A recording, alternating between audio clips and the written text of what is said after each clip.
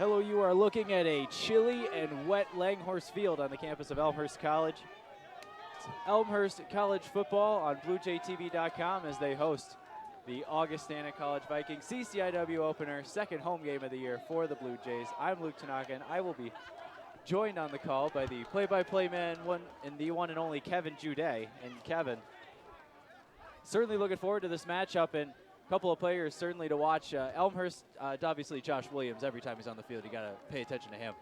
Josh, the strength of the Blue Jays offense so far this season, Luke, had that huge breakout game against Olivet 3 weeks ago, rushed for over 300 yards, kind of got slowed down a little bit against Chicago, so let's see what he can do tonight against Augustana. And meanwhile, Augustana with their own monstrous attack in their quarterback, Sam Frasco. That's right, Sam Frasco, the 5'11 junior from Mount Prospect, just been absolutely phenomenal for these Vikings, and in doing so has really accounted for about 70% of their total offense. So it'll be really interesting to watch him, and I know when I watched him on film, I almost found myself comparing him to a little Johnny Manziel. So we'll see if he can pull some of that magic for the Vikings today. Augustana won the toss. They elected to defer, so Elmhurst will receive the opening kick. Connor Murray will tee it up here. It is cold, it is wet, it is raining. Had some snow flurries early today. We'll see if the weather becomes a factor. Think pink day, the pink day, Elmhurst in the pink shoes, and a lot of the players wrapped in the pink tape as well. Back deep, Marvin Carr and Kalen Miller, the two deep men for the Blue Jays. Murray on the approach. We are underway. Big kick is going to be bobbled around by Carr and roll out of the end zone for a touchback. Elmhurst will start 1st and 10 from their own 20. You can already see on that kick what kind of factor the wind's going to play today. I mean, that kick just kept sailing and sailing until it pushed Marvin Carr past the Blue Jays. Will start at their own 20. We'll see if they can get some rhythm going offensively, something they couldn't quite do against Chicago, and something that they did in their games against Olivet and Loris. Although turnovers killed them in the Loris game, the win over Olivet, they were really able to get a fantastic offensive rhythm. So we'll see if they can do that today as they huddle up. There was a common opponent between these two teams, Loris. Elmhurst dropped their season opener to Loris. Blue Jays had 7 turnovers in the loss. Augustana topped Loris 2 weeks ago with 9 turnovers by the Dewhawks in that game. Just incredible, the turnovers in those 2 games, huh? Here's Camilleri, Joe Camilleri, the quarterback senior for the Blue Jays. He takes a snap, turns, hands, play action. Good fake, he's got his man wide open. Completed pass across the 35, got a first down, complete to Connor Brewer. Brewer, a new rotation. He was backing up Josh Williams before, but now with the injury to Tyler Smith, we're going to see a little bit more of Brewer. Pick up a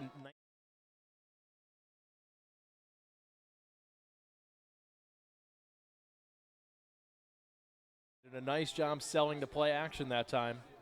Had the linebackers going with Williams again. 4 receiver set, trips to the far side of the field. Williams right next to Camilleri as he awaits a snap out of the gun. Back to pass again. Quick hitter to the far sideline. Complete for a few yards. Diving forward, I think Garrett Claxon, the man who hauled that one in for Elmhurst. Couple of passes early for the Blue Jays. Something interesting to see, a new wrinkle, I suppose, in the Blue Jay offense. But again, 2 short hitting passes. Give him 3 officially on the play. 2nd and 7 for the Blue Jays from their own 42.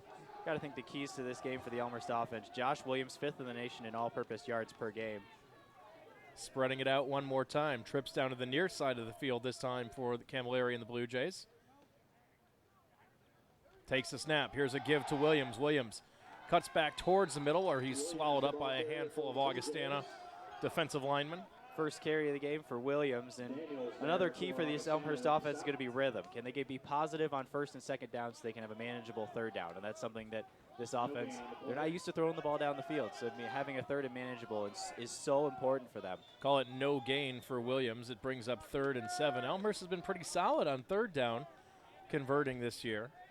Had their struggles on 4th down. Probably forced into a couple of those 4th down conversions while they were behind. Slot left, slot right. 4 receiver set again for Camilleri and the Blue Jays. Takes the snap, back to pass. Has to get rid of it quickly. Grabbed by Williams. He stumbles a little bit and goes down just across the line of scrimmage.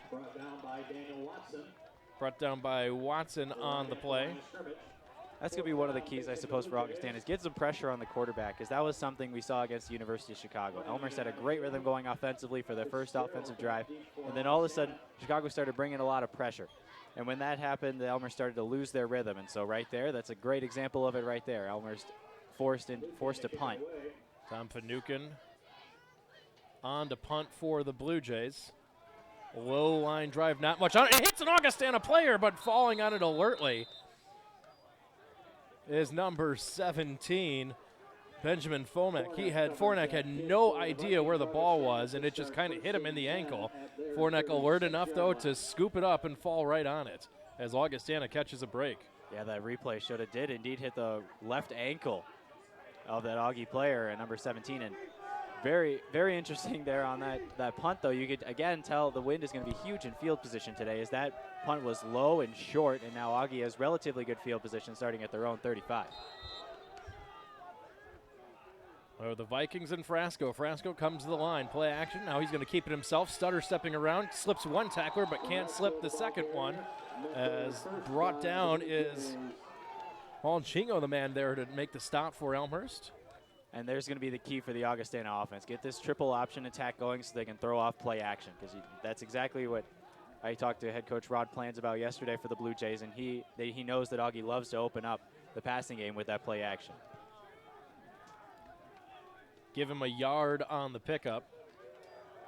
Handoff this time coming to the man across the middle, and another short pickup. Price on the carry there for the Augustana Vikings. And key for the Elmhurst defense, they're actually going to put two men on Sam Frasco. They're going to try to put two men, one on his inside, one on his outside. And I believe that they're going to try to give Augustana that middle. I mean, we'll see exactly what happens, but that's what I talked to Coach Plans yesterday, and that's what he said. So we'll see if they could stop Frasco, and that's obviously the key cog for this Augustana offense. Backs to each side of Frasco. Frasco fakes the handoff, rolling out near sideline, throws over the middle. He's got his man. First down across right near midfield to Kyle Frake. Again, throwing off that play action and being able to move the ball that way. It was a nice play by Frasco. They love to move him out on a bootleg, and so we'll see how he can get going. Again, shades of a Johnny Manziel type player. Loves to get outside the pocket and loves to get big plays on broken plays. Frasco takes a snap. Going to keep it himself. Now he'll pitch it back to the trailer, and a big hold of the far sideline. Cross the 30, and finally, staying on his feet and finally shoved out of bounds near the 25-yard line. Hodges. Yeah, Hodges on the carry. We'll see the pitch and a nice block there. I couldn't quite see who that was on the replay, but it was a nice little cut block there to be able to spring Hodges down the far sideline. Huge gain for the Vikings. Biggest play of the day thus far for either team. Valdez Honorable brought him down, but not before 25-yard pickup. Frasco running the option again. Here's the pitch one more time to Hodges. Hodges stutter steps, changes direction, and swallowed up. Nowhere to go. Met by a pair of Blue Jays as Beyer and Cieslak were there. That was a dangerous pitch there by Frasco. He almost hit the back of his own receiver, number 87, Frackie. So, I mean, some to watch out for, obviously, is the turnovers, and Frasco almost had one there. 2nd and 8. Frasco looking to pass, has time, fires deep over the middle, and incomplete. Intending for number 87, Frake again. Looks like he got tangled up in the feet. No flags fly, so it'll be an incomplete pass. As we look, it's again out on the rollout, Frasco, and a pretty good throw, but he led his receiver, Frake, a little too much. They'll bring up a third down, a huge third down for this Elmhurst defense to get off the field and force a field goal attempt. 3rd and 8, it'd be a long field goal attempt. Remember, they have the wind at their back. Augustana, I don't believe, has kicked just one field goal. Connor Murray has taken over the kicking duties. He has not had an attempt yet on the season. Something definitely to watch out for if they decide to think about going for it here. Is the wind at the back is nice, but sometimes it's tough. Frasco looking, still looking. Pocket starts to collapse, rolling out to his left. Chase from behind, avoids one tackler. Now he's going to tuck and run. Stays on his feet, dives for the first down. Did he get there? I don't think so. From where the linesman is standing, looks like he's out of bounds. Check out the replay here as, again, here's Here's that shades of Johnny Manziel. He's just running around. And Frasco, obviously his own player, but something to watch for is it would look like it was number 46 for the Blue Jays that was able to put it down at the 18. So it will be a field goal attempt. 35 yards on the dot. I'll kick right from the 25. Here's Murray. Out of the hold of Sean Fitzgerald. Here's a snap. Low snap. Fitzgerald gets it down. The kick on its way, and it is good. Field goal attempt from Murray is good for Augustana with 9:42 left in the first So Augustana on the board with 9:42 left to go in the opening quarter. The Vikings strike first on a 35-yard field goal from Murray. Great job by Fitzgerald there just to get the hold down as that snap was low. And Fitzgerald was able to pick it up off the turf and get it down so that Connor Murray could put it through. But for the Vikings on that drive, it's certainly a positive that they were able to get a lot of yards through on the ground, especially on that long play to Hodges on the far side, and something that will surely open up some passing plays for the Vikings later in this game. And as for the Elmhurst defense, it's a good stop for them. It's a good stop to force Augustana to a field goal. Bend but don't break a little bit. You'd gladly surrender 3 points as opposed to 7. That's right. And a nice play on the far side to force Frasco out. It looked like Frasco may have almost gotten the first down, but he was forced to step out. The defense has been there so far with pass protection and the containment, making Frasco have to try and run. That's right. They've done well with that contain, keeping him inside the pocket as much as possible. Murray will boot it away again for the Vikings. This is going to be a shorter kick. Carr is going to come out of the end zone. He bobbles it. It's going to be scooped up by Miller at the 8, and Miller will dance his way forward before he's swallowed up.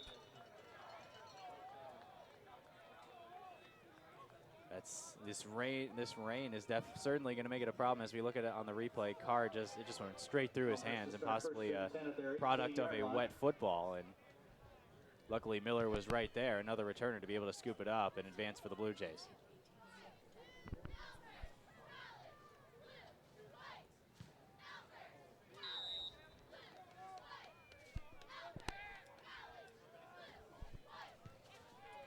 So Elmhurst with a 1st and 10 from their own 18.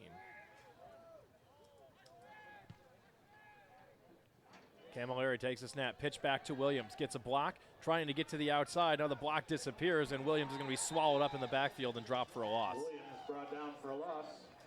It's a nice play by Bastian, number 16, to get off his block. As we look here on the replay, we're going to see it was an attempted block, I suppose. Number 4, Adam Bowers was there, but he couldn't quite hold the block long enough, and Bastian was able to bring Williams down for a loss. Yeah, Williams had a chance to get to the inside, but like you said, the block, Bastian did a very nice job, Luke, shaking free of Bowers. And Josh Williams with nowhere to go. 4 receivers set once again for Elmhurst. Slot left, slot right for the Blue Jays. Camilleri takes a snap. He is going to hand off to Williams right up the middle. Not much doing right there as Augustana swallows him up right at the 15. Yeah, Williams swallowed up by one of the strengths of this Augustana defense, and that is the defensive line as we check it out on the replay. Just a couple of players in on the tackle and not able to get through that first level of the defense. That's something that Elmhurst is definitely going to have to establish the run if they want to be successful on offense today. And a 3rd and long does not help that. 3rd and 13. Certainly a difficult play for the Blue Jays, who don't necessarily love to throw the ball down the field. Pickup of 1 on the play, so 3rd and long coming here for Elmhurst. Spreading it out once again, 4 receivers, slot left, slot right. Motion now to the far side of the field. Camilleri will take the snap and roll to that side. Throwing on the run.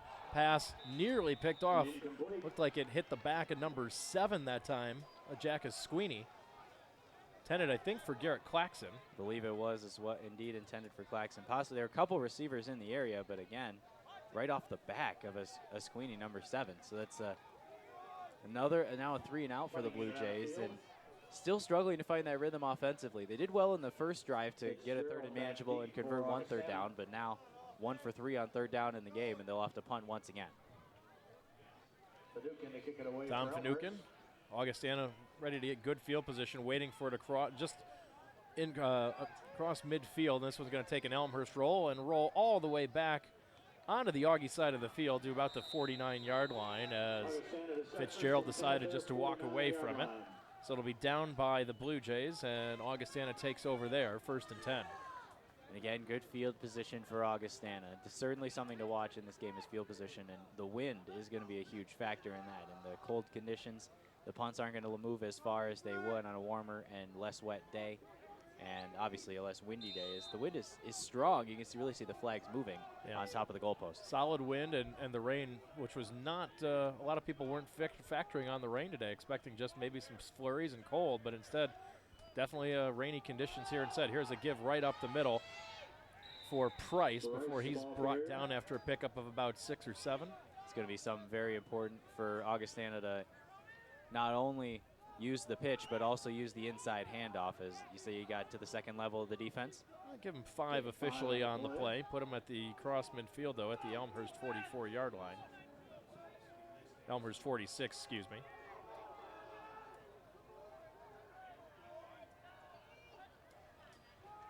Frasco fakes the handoff, now tosses back to the trailer. Gets around the corner 40 and drilled out of bounds by Honorable. Honorable as he sends Antonio Owens flying into the Elmhurst sideline, but not before he gets a first down. But Augustana having a lot of good plays in these last couple of their first 2 drives. They're able to move the ball offensively with the triple option, and that's going to be something that's going to open up play action and pass attempts for Frasco later in the game. Frasco out of the shotgun. Pistol formation, now will hand off up the middle and swallowed up and hit right at the line of scrimmage is Price. It's a very short pickup.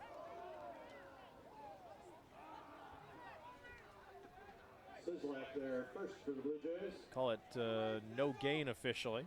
Nice play by Sislak to get inside there, the nose tackle, able to limit to a short game to Augustana. Garrett Bedian coming up from the linebacker spot to help finish him off. Owens will go in motion, now stops. Now they're going to turn back towards the near sideline. Frasco keeps it himself, pitches again towards Owens, and will be run out of bounds after a short pickup. And just like I said that Elmhurst would need to get some third and manageable. Same thing for Augustana as we check it out. Nice pitch, good decision by Frasco, and good job to hold the ball as long as possible. But again, third and manageable for Augustana, something that we'll surely have to watch for. Who has the third and manageable situations? 3rd and 5 here, Luke, coming up, and I think this is definite 4-down territory here for the Vikings. Certainly in this part of the field. Punt doesn't do you any good. Elmhurst's offense has seemed to have been struggled so far in its first 2 possessions. Owens comes in motions. He will take the little toss from Frasco, trying to get out. We got flags flying to the near sideline. He's brought down very close to the marker. Let's see what this penalty is going to be, though. I thought I saw somebody grab a face mask, but I'm not 100% sure on that. We'll see what the call is. Augustana claiming it's... Offense, number 65 and 18. 15-yard penalty from the spot. Take your pick. Could call it on either player as they called it on 2 players. 2 chop blocks on the play. We'll check it out on the replay. Let's see, where do we see it? There's right there. one. There's one right there on the right side of the line. I believe that was 64. Maybe I think they said 64 on the penalty. So right side of the Augustana line. It's 65. The right tackle was the one that had that chop block. Obviously dangerous. That'll force Augustana into a much longer third down, 3rd and 15.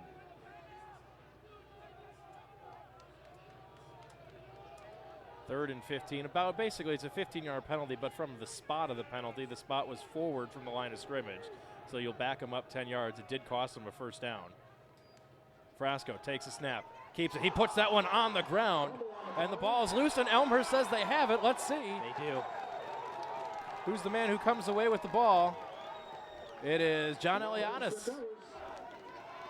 Just not a good pitch that time at all by Frasco, Luke. He just threw that one on the turf. Pitch was on the ground immediately, and that's going to be the first fumble recovery of the season for John Eliadis. As we look at it, I mean, there's just nobody there.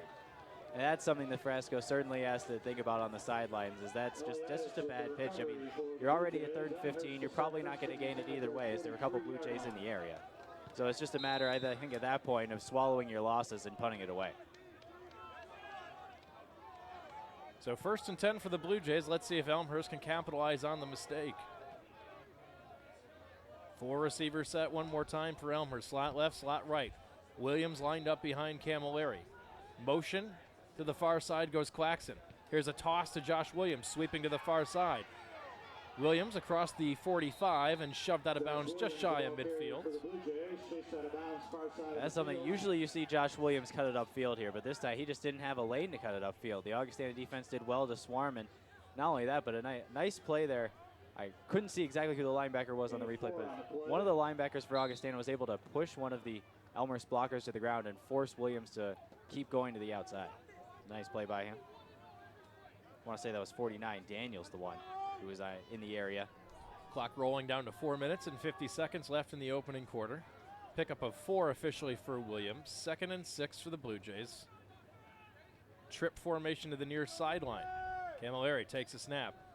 Give it to Williams. Williams hit in the backfield, and down he goes. Hit immediately by Eric Johnson. It's a great individual play by Eric Johnson, as we'll check it out on the replay. He's able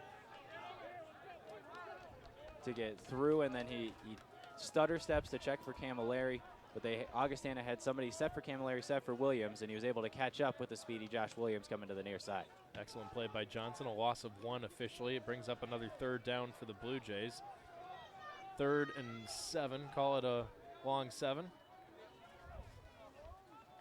Not quite 8 yards. 4 receiver set again for Elmhurst. Augustana shows blitz. They take the snap. Flags fly. Free play for Elmhurst. Camilleri loads up over the middle, and it's broken up. Intended for Bowers, but this was a free shot for Elmhurst. Gosselin able to break it up, but we'll get the call here. It should be offside. Excuse me, that pass intended for Connor Brewer, rather. Defense, 5-yard penalty, still 3rd down. One of the Augustana players trying to get a little jump on the snap. Gave the Blue Jays a free play, and it'll give them now. Here's a 3rd and manageable for the Blue Jays. 3rd and just about 3.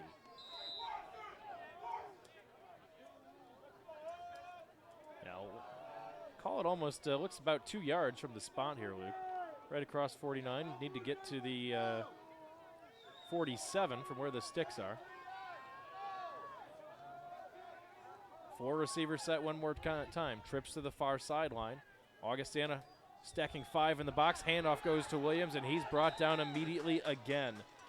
I believe Brandon Steers comes right through, and nobody put a body on Steers. We got another flag, though. I think Camilleri kept that one, actually. He was able to check it out on the replay. Camilleri actually pulled it out of the belly just in time. Unnecessary roughness on Augustana. Wow. You're right. You had me faked out on that play, too. Camilleri actually got it across right near the 1st down. But either way, they're going to get it on the personal foul. A couple of penalties keeping the Blue Jays alive on this drive. Put this ball down to the Augustana 32.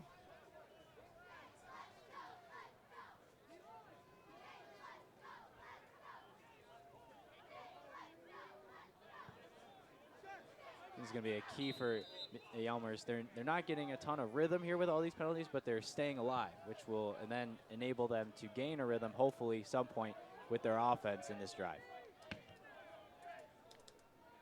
1st and 10 for the Blue Jays. Camilleri works out of the pistol again. Williams behind him. To pass. Fires it. He's got Garrett Claxon complete across the 25-yard line before he's upended. Good pickup for the Blue Jays. Those are the kind of plays that Elmhurst is going to need to give themselves 2nd and short and 3rd and short. Just a simple little out pattern to Claxon on the far side. Easy target for Joe Camilleri and a good throw. Put it right into Claxon's belly. Williams was staying back almost to pick up some blitzing. Augustana didn't come that time, and Camilleri able to take his time and find Garrett Claxon. Give him 7 on the play. 2nd and 3 for the Blue Jays. Once again, operating out of the pistol is Camilleri and the Blue Jays. Takes the snap. Back to pass again. He looks for Claxon and in and out of the hands of Garrett Claxon. 3 Vikings all over with the coverage on that play. It was Esquini was closest right on Claxton's back, so even if that was completed, would have been a tough catch to hold onto the ball, and then wouldn't have been much of a gain, but possibly could have been a first down.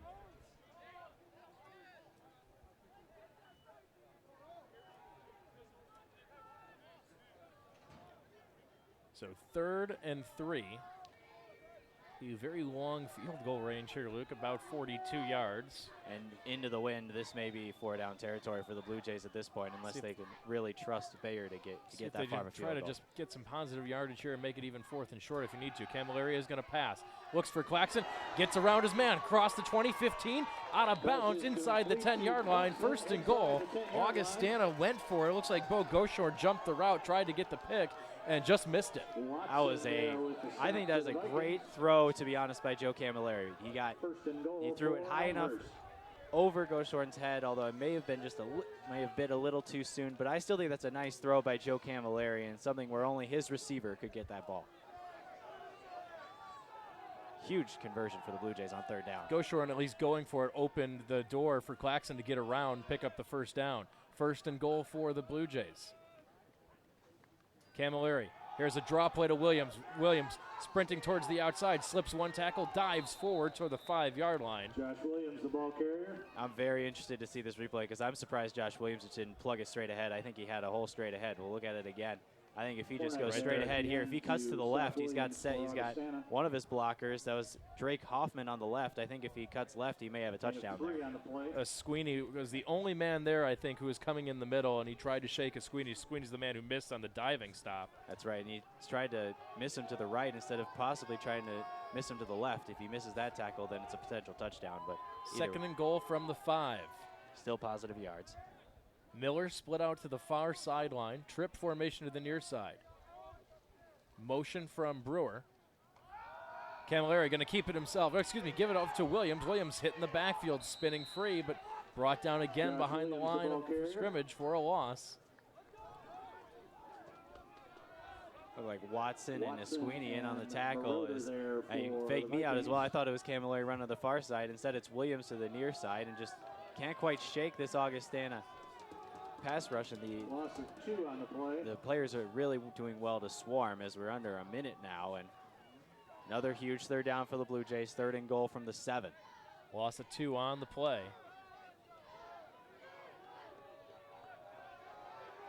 I bit the play fake, but thought Camilleri had kept that one himself, but Augustana didn't. They were on top of the play. I was right there with you. Bunch formation again. Did Augie jump? Flags come in. This one looks like it might go against Elmhurst, though. Augustana players are clapping. It's a false start. I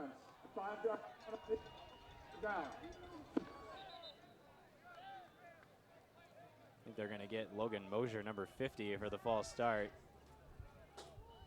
So back it up now. 3rd and goal from the 12. Mosier moved. They're trying to fake out Augustana with the hard count, and Mosier moved as well. I'd be interested to see, they've been splitting out Kalen Miller all by himself. I wonder if one of these times they're going to throw a screen to him and see if he can make a play on Watson, who's covering him. Clock is going to roll down to 30 seconds here in the 1st half. So one more chance here for the Blue Jays. They keep it on the ground. They can kick a field goal. They'll switch sides and have the ability to kick the field goal with the wind. Camilleri takes a snap, looking, fires over the middle, off the fingertips of Claxton, incomplete. He had Claxton open, and he could not haul it in. That is another nice throw by Joe Camilleri, just one that Claxton really has to have, and that's an easy pitch to catch and a touchdown. It's still a tough catch for Claxton as we check it out.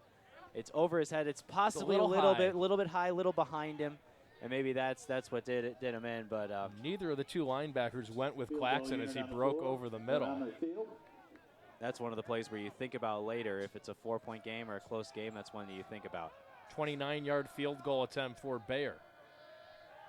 Here's a snap, placement made, kick on its way, and it is good. So we are even up here with 2.9 seconds left to go in the opening quarters. The Blue Jays put together an impressive scoring drive, 10 plays, 45 yards, eating up 5 minutes of clock as Bayer bangs it home to even the score here.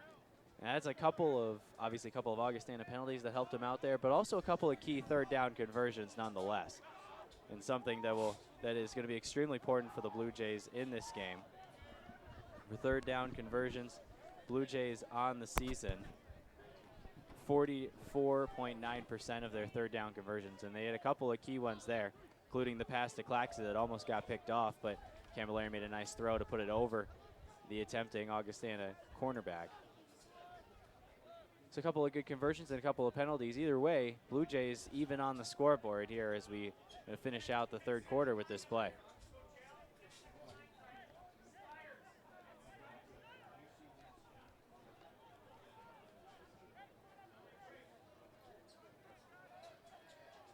So Elmhurst to kick away with 2.9 left to go in the opening quarter. Even score at 3-3.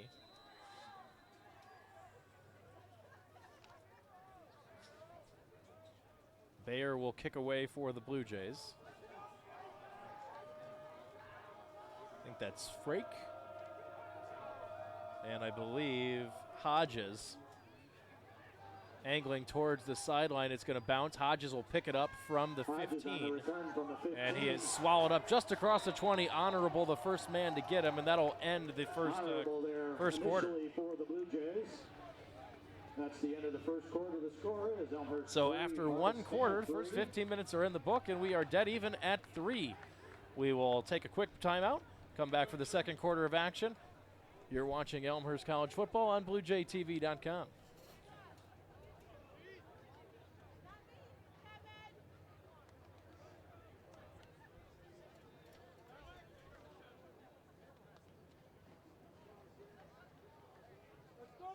Last year we had all of our girls leave except me and another girl, so we kind of got put into our captain positions. And it's not that I didn't want to do it, but I didn't know if I was ready to take that leadership role yet. But because I was thrown into it, I had to do it. So it helped me as a person and to help lead the dance team and be in control. I mean, it's difficult at sometimes, no doubt about it. It's very stressful sometimes, but I probably, as much as I complain about it, I probably wouldn't change it for the world because it's making me who I am today.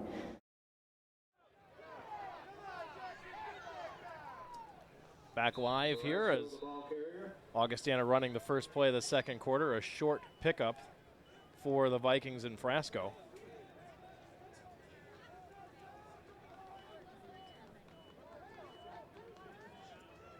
Frasco trying to run to the near side, didn't have anything, so he tried to cut it back. Able to gain 3 on the play.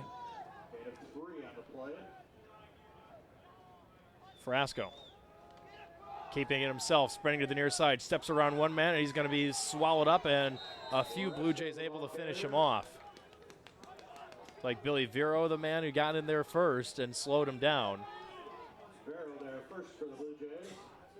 It was indeed Vero. Nice job of getting off his block and able to slow down Frasco enough so that his teammates could come up and finish him off. 3rd and short for the Vikings, 3rd and 3.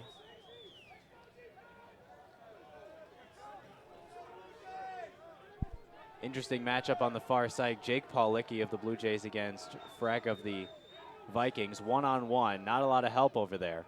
See if they go there. They're rolling out, looking that way. Frasco now looks, tucks, and he's going to run for the sideline, and steps out right near the sticks. I think he's got it. Looked like he got it. Let's check it out on the replay. Just rolling out, simple bootleg. Nobody's open, so you might as well tuck it under and run. Let's see. They have not moved the sticks yet, and there they go. There they go. They're gonna. They gave right it at the spot. It's about an inch or two. He got it by, and just a nice job by Frasco knowing where the sticks are. Where do I need to get to? Where do I need to step out of bounds? Good job by him. First down for the Vikings. Frasco hands it up the middle. First man through. I believe that was Price.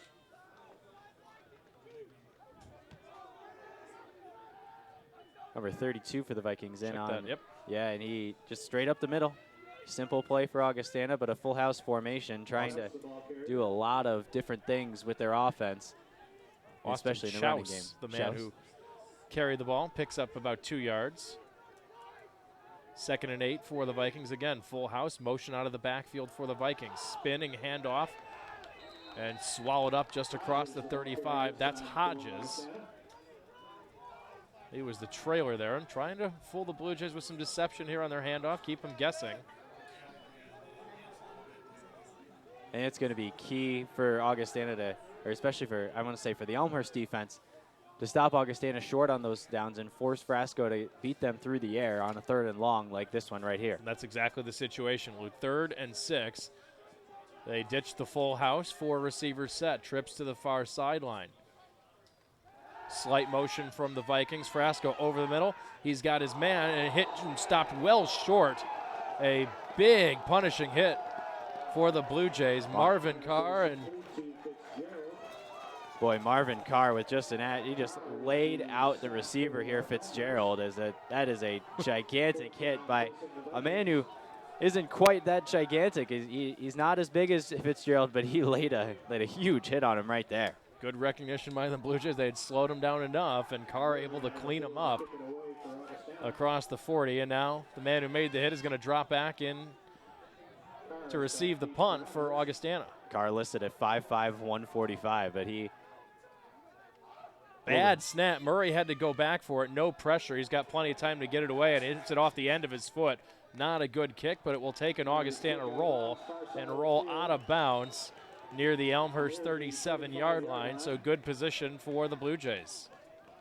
Elmhurst fired up because now they're going with the win, which means better field position for them in this quarter. Let's see if they can take advantage, win this quarter, and get into halftime with a lead. Blue Jays start 1st and 10 at their 37-yard line.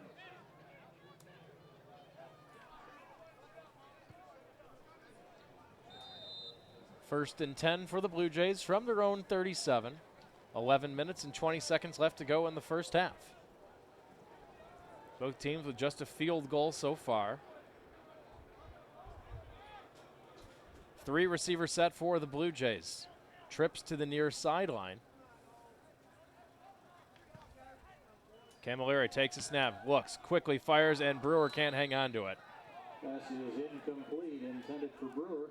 I want to say that's the 3rd drop for the Blue Jays thus far in this game, and something to look out for with a wet football. But some of these catches, you got to make them, especially in these especially 1st down situations. Quick screen, you had some room to run to the outside here. It's a good job of blocking originally the inside receivers. That's right, and drops really kill your offensive rhythm. That's obviously something that we said was a key for the Blue Jays, is to get that offensive rhythm, get some gains on 1st and 2nd down, and make yourself have 3rd and manageable. And Camilleri is going to call timeout here. Timeout taken by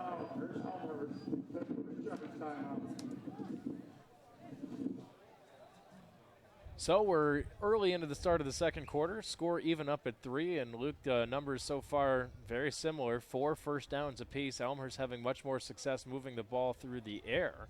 Augustana 15 rushes for 69 yards.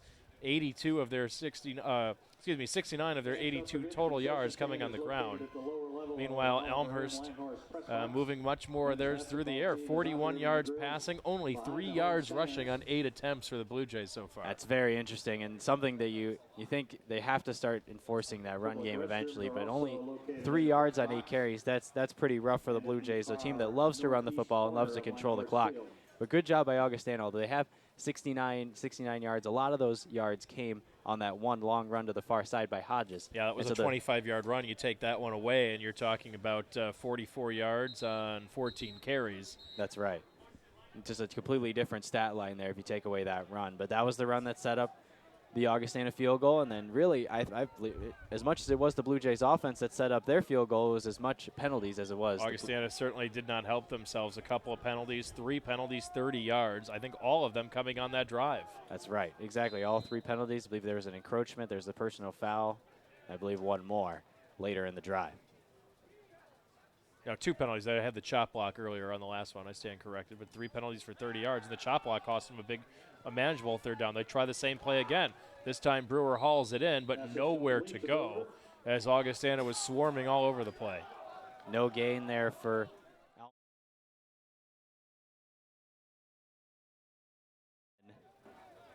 deep in their own territory, and it's gonna be a key. It's gonna be a key, these 3rd downs, and like I said, rhythm offensively always important. And right now the Blue Jays don't seem to have that. Yeah, nothing going much right now. Elmhurst averaging just 2.4 yards per play. 18 plays and 44 yards for the Blue Jays. 18 and 82 for the Vikings. Full receiver set again. Trips far side. Miller split to the near side. Blue Jays another free play. Flags fly. Camilleri plenty of time now, rolling out, fires, and his pass nearly intercepted. Intended for Miller, broken up by Marauder, but I don't think this is going to stand. Should be a free play for the Blue Jays. Encroachment, defense, number 57, 5-yard penalty, still third down. That's the second time that the Blue Jays have caught Augustana jump. Penalty flag on the play. As is in Game here. What really messed up the Blue Jays' rhythm was the pressure that Chicago started to bring. And so if they can force Augustana, maybe not give them as much time off the ball, then that would be a great job for Joe Camilleri to have a little bit more time to throw. Full receiver set again. Slot left, slot right for the Blue Jays. Claxton goes in motion to the top of your screen. Camilleri back to pass. Pocket collapses, dumps it off for Williams. He's got blockers in front. Across midfield, 45 and into Augustana territory. First down for the Blue Jays and finally brought down by a Sweeney. Danny McHale and Logan Mosier were right ahead of Josh Williams as he started. They easily took out one Augustana player, as you see here. Augustana did bring pressure. They brought 5 and made a great play call from the coaching staff, setting up the screen to get past the Augustana pressure, and then lots of running room for Josh Williams. Big pickup for the Blue Jays, 15, their highest pickup of the day, and a big first down to keep this drive alive. Trips to the top. Miller, the lone receiver, split out to the near sideline. Williams lines up right next to the right shoulder of Camilleri. He'll take the snap and hand it off to Williams, and nowhere to go.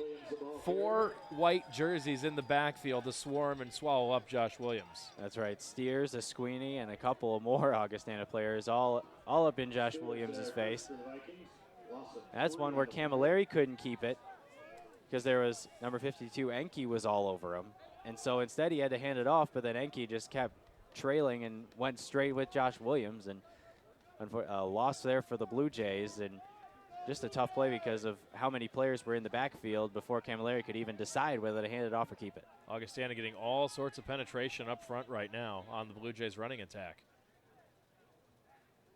Out of the pistol, Camilleri takes a snap, give to Williams. There's a big hole for Josh across 35-30, turning to the near sideline, 25-20, the foot race is on, 10, and finally taken down inside the 5-yard line. A huge run for Josh Williams. Of course, as soon as we say that the Augustana defense is doing a great job at getting pressure on the running game, huge hole opened up by the Elmhurst offensive line. Let's look at it here. Couple great blocks, a seal here and a seal there, as they like to say, and Josh Williams off to the races into the secondary. And when you get him off to the races, it's going to be a huge game. 43 yards for Josh Williams. First and goal, Blue Jays from the Augustana 3-yard line. Now let's see, the Blue Jays really want to punch one in right here, Luke. They've been in the red zone the last couple weeks against Chicago, had a first and goal from the 1 2 weeks ago and had to settle for 3. They won 7 right here. Williams, the low man in the backfield. Camilleri comes under center this time. Here's a toss play to Williams, sprinting to the outside. The blocks collapse. He has to dive forward. He's going to lose a yard or two. The ball popped loose, and Augustana says they have it, and yes, they do. Wow. I don't know if he got if that ball was forced out or not. Let's take a look at the replay and see. It didn't seem like there was somebody to force out the ball. I think he may have been down. Oh, boy, I don't know about that. He sure looked like those knees were down. It looked like he extended the ball forward as his knees fell down, and that's when the ground forced the ball out because there wasn't really an Augustana player there to force it out. The tough call for the Blue Jays, and again, a red zone opportunity goes for naught. So a turnover, costly to the Blue Jays. That one, I will call that a questionable turnover. It looked like the knees were down on that one. And now flags fly in here. It looks like someone jumped false start here on Augustana, so they'll back him up a yard and a half. Put that ball in down about the 2. False start, number 80, half the distance to the goal. And now following that turnover, this is a huge series for the Elmhurst defense. If they could force Augustana into a 3-and-out, the Blue Jays will certainly have the ball with good field position, possibly already in Augustana territory. Call it 1st and 11 now after the penalty. There's a give up the middle. Banging his way forward, picking up a few yards. I think that was Hodges. Price was the ball carrier. Check that. Price. Price, the ball carrier, wasn't able to get through that first line without falling forward. So good job by the Blue Jays to limit the gain. But either way, getting 5, it's still 2nd and 6 for Augustana. 2nd and 6 for the Vikings. Elmhurst showing pressure. They don't come. Frasco, plenty of time now. He's pocket collapses. He's racing up the middle. He's got a first down for the Vikings out across the 15. Couple of good plays by the Vikings to give themselves some breathing room. Frasco had nowhere to throw, and so he just immediately tucked it down and able to gain the first down. Give him 9 on the carry. It's a breathing room for the Vikings.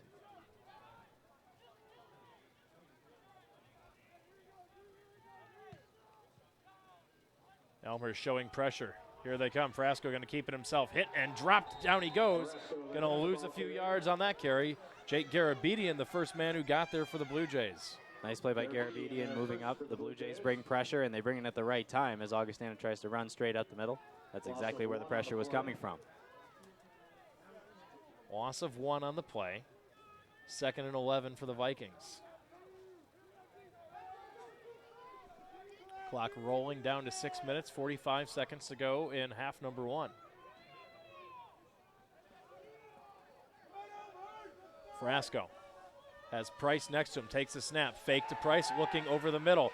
Now he's rolling out, no one to throw to. Coming back across his body, he's got Fitzgerald across the 20, and Fitzgerald is dropped immediately. That's a great open field tackle by John Eliadis. And there's something as we watch this replay, Frasco rolling out to the far side, throws across his body. Eliadis, if he doesn't make that play, that's a good 20 more yards for Fitzgerald. So nice play by Eliadis to limit the gain and force 3rd down. It's 3rd and short now for the Vikings.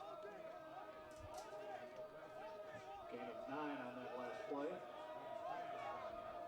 Little short 2, a long 3, or a long 2, short 3 here for the Vikings. Frasco takes a snap, pitches it back towards the middle. That's actually a little shovel pass complete to Fitzgerald, and he's got the first down. And I really like that play call from Augustana because everybody on the defense is swarming with Frasco as he rolls to the left. And then just to throw the little shovel pass right back towards the middle, exactly where the defense isn't, and Fitzgerald gets a nice gain for Augustana and another first down. Goes for 13 and a first down for the Vikings. 5.5 minutes left to go in the second quarter. 4 receivers set again for the Vikings. Trips far sideline. Motion coming is Owens. Give is up the middle to Price. Price, the ball carrier. Just Price straight up the middle. Simple play for Augustana. Nice play by the Blue Jays to limit the gain.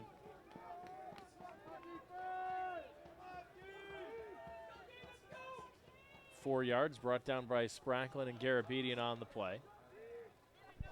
Augie taking their time here, making sure the play, a little confusion here it seems like. Augustana taking their time. Still plenty of time on the play clock, down to 13 seconds. Frasco settled now, Owens in motion. Keeps it himself, hit by Eliadis, and down he goes after maybe a yard. Short gain on the play. Looked like Trent Howard was in on the tackle as well.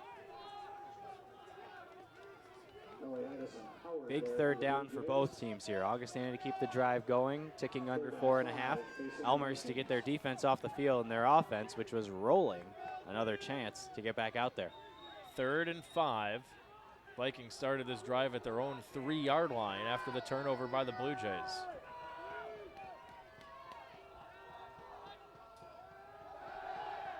Back to pass, looks for Fitzgerald. He has it out of bounds, incomplete. Could not keep his feet in. He would have been short of the first down anyway. Probably would have been about 2 yards short either way as we look at the replay. Frasco rolling out. Near sideline, only got 1 foot down. Official right on top of that call. Well, I'm not sure he even got a foot down. He got a foot down, it would have been a completion. Putting it on the field for Augustana. Murray. Defense certainly excited to get their offense back out there. For the Blue Jays. So Murray to punt, Marvin Carr back as the Blue Jays defense gets the hold it wanted. Last time they had trouble with the snap. We'll see if that happens again. Much better snap, and it's a fake. Murray over the middle. He's got his man wide open. It's a huge first down into Elmhurst territory. And a late flag comes in here on after the play was over. Stiers was the one who made the catch. You could kind of tell that was a fake initially because Murray took about 5 or 6 steps up. Barely the Blue Jays must have put made this it, down not all the way at seen the it. Elmhurst 35-yard line. Let's see what the call is. It's right where the flag is pointing, says the one official. Let's see if we get what the call is. I wonder if Stiers was eligible on the play. Illegal block in the back, number 13 on the passing team. 10-yard penalty results in a first down. So the play does count. We have a sideline warning on Augustana.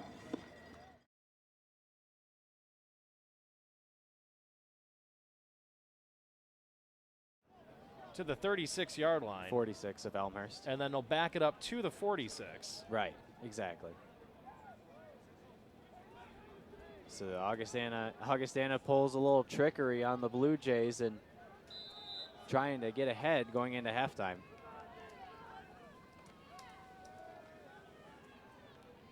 So here's Frasco keeping himself to the far sideline. He's wrestled out of bounds. Driven out of bounds, far side.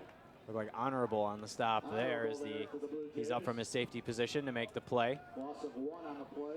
Blue Nothing Jays doing for Frasco. Couldn't quite turn the corner and just got strung out.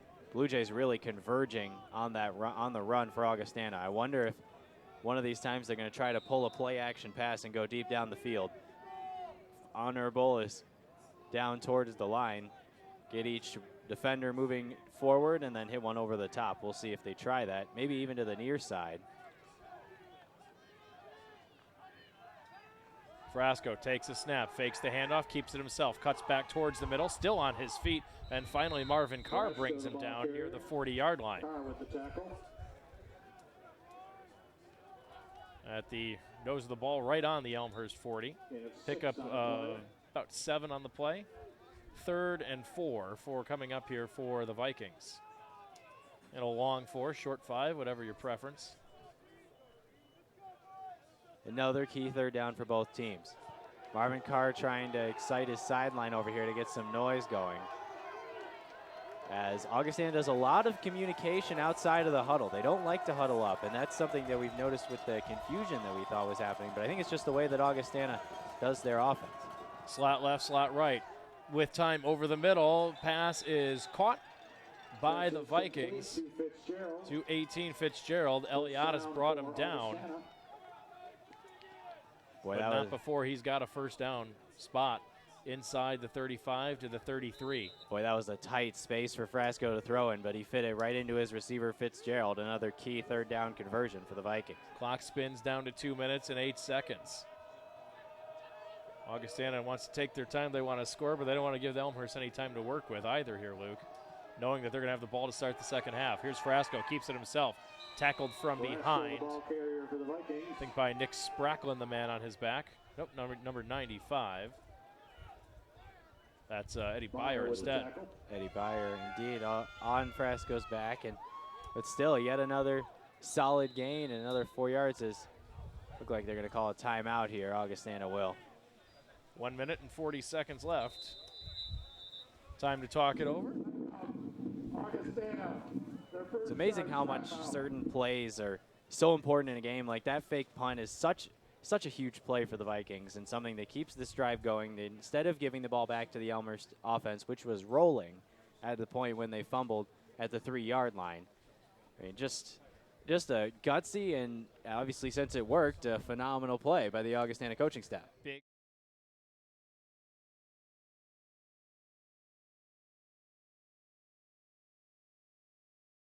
Here. They've got 1 minute and 40 seconds to work with inside the Elmhurst 30.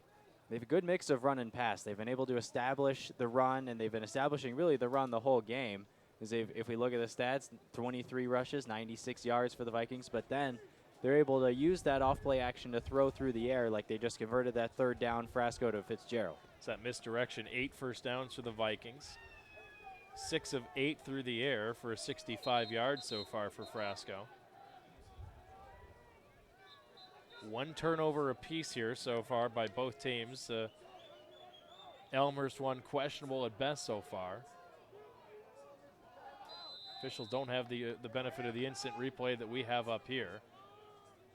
It was a bang-bang play, but it did, from the replay, it did indeed seem that Williams was down on the play, and Blue Jays should have had second down. But been second and goal probably from the 4 after a loss of a yard or 2. That's right. Frasco, play fake, no one there around him, and down he goes, dropped in the backfield. That was a busted play, it looks like, and that's a different quarterback, That's actually. Salazar. That's Salazar, the backup quarterback. Salazar hasn't played much at all on this year, but when I did see Frasco leave with his helmet off, I wonder what the deal is with that, as Salazar is now in the game, and there's no sign of Frasco at the moment. Salazar's only had 7 pass attempts on the year. He's completed 1 of them, and 1 of them was intercepted. Call it no gain officially on that. Salazar looking to pass over the middle. Rainbows his man. Fitzgerald hauls it in, and he's brought down by Honorable. First and goal for the Augustana at the Elmhurst 5. Inside the 5-yard line. And Salazar looked composed in the pocket there. He seems like more of a pocket guy. He's not going to be the one to run all their option plays, but that's a good strike to Fitzgerald. Maybe had a little too much air under it, but Fitzgerald was wide open either way. A good play by Augustana, and a chance with under a minute to go to put another bunch of points on the scoreboard and go into halftime leading. Clock rolling, under 45 seconds to go. Salazar brings a man in motion. Salazar, handoff up the middle is Price. Price is met in the middle of the field by a handful of Blue Jays, and now flags fly after the play. Somebody did a little bit of pushing here. Let's see who it's going to be on. Extracurricular activity after the play. It looked like 77 for Augustana was involved. It's a very short gain for Price, maybe a yard or 2, as the officials are going to conference here to figure it out. The Blue Jays were blocked. I couldn't see who 77 was battling with and after the play, so it could be a Blue Jay as well that instigated it. We'll see. Maybe offsetting even. Personal foul, 77 offense, 15-yard penalty, still second down. Oh, you called it, Luke. Boy, that's something else, that another really poor and just ill-advised penalty for Augustana. Something that has really hurt them. Obviously, timeout, Augustana, their second charge timeout. So it's second down. It'll back them up 15 here. Should be about to the 19-yard line, 18-yard line. Looked like they spotted on the 18. So they're going to give him forward progress down to the 3, and then that's where the penalty occurred.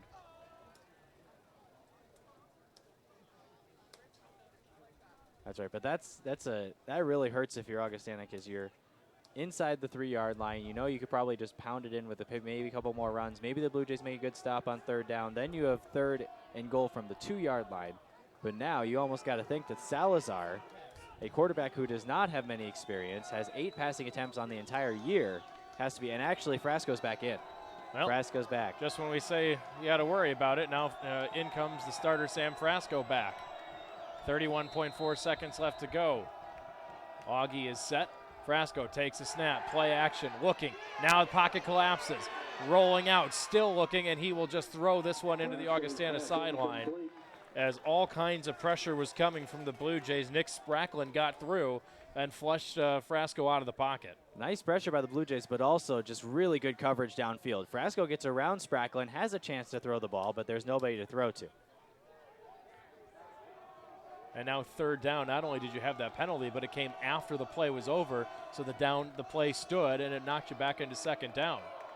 That extracurricular after the play is always ill-advised, and whether it was a Blue Jay shoving an Augustana player and him fighting back, either way. They never see the first one. They always see the second one, is what the coaches will always tell you. That's right. I only saw the second one as well. Second and goal. Pressure again over the middle. They set up the screen, and he just overshoots his intended receiver. Pressure was coming from the Blue Jays, and Frasco had to rush that one a little bit, and Price was just over his fingertips. And the Elmhurst defensive line really stepping up, but either way, that's a design screen, and that's something where Price definitely has a lot of room to run towards his left and towards the near sideline, but the throw was a little high from Price. He had to adjust himself and just couldn't quite make the play. So now we're going to see Connor Murray kicking into the wind. Into the wind, 35 yards. It's dead center, directly between the two hash marks. The wind has just picked up. Out of the hole to Fitzgerald. Here's the snap. Placement made. Kick on its way. Low line drive, and he missed it. Wide to the left. So Elmhurst dodges the bullet, and the Blue Jays will take over 1st and 10, and may be content just to sit on this one here. It will be Augustana's ball to start the second half with just 15.6 seconds left. And with just 15 seconds to go, I think this has got to be just, let's head to the locker room, tie game, let's talk it over. 2 field goals apiece. We got lucky with it. We got good, well, with a couple of penalties that allowed us to get those 3 points and then killed that last Augustana drive. So let's see how we feel going into the locker room, and let's see what the Blue Jays do here. They're setting up as if to run a play. 4 receivers set again out of the pistol. Williams lined up behind Camilleri. Motion comes from Garrett Claxon. They will just hand off to Williams. Williams on a little sprint draw with the hole. Side steps over one defender and brought down across the 35. And let's see if the Blue Jays are going to call timeout. They do. Timeout taken by Elmhurst. Williams finally tripped up by Marauder, the safety. This is an extremely good and positive sign for the Blue Jays that they're able to run the ball straight ahead with Josh Williams, something that they were able to do on the last offensive drive they have, and something they're able to do on this in the first play of this drive. And that may have been something where if you had a little bit more time, you might have said, okay, let's run the ball with Josh Williams, let's see what he can get, and then let's go from there. But now with only 8 seconds, you probably only have 1 or 2 plays left. 2 if you're lucky. 1 is probably more likely. They do have 1 timeout left. They could run once again, take probably a timeout. Probably 2 plays here tops, though, Luke, between one. those 2. Right. I wouldn't be surprised if they tried to run it one more time, maybe on a draw, and then just if they get enough of a gain, just chuck one towards the end zone and see what can happen. You never know. Blue Jays have had a couple of tall targets to throw to, Kalen Miller and Adam Bowers. Elmhurst had a slow start on the ground. Now they've picked it up, 12 carries, 59 yards. 1st and 10 from the Augie 37.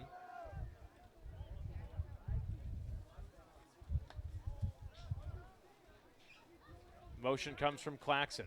Camilleri takes a snap. The give is to Williams. Following the block of Claxon, he's got a hole across the 40 near midfield, and the Blue Jays will take another timeout, their last one, into Augustana territory.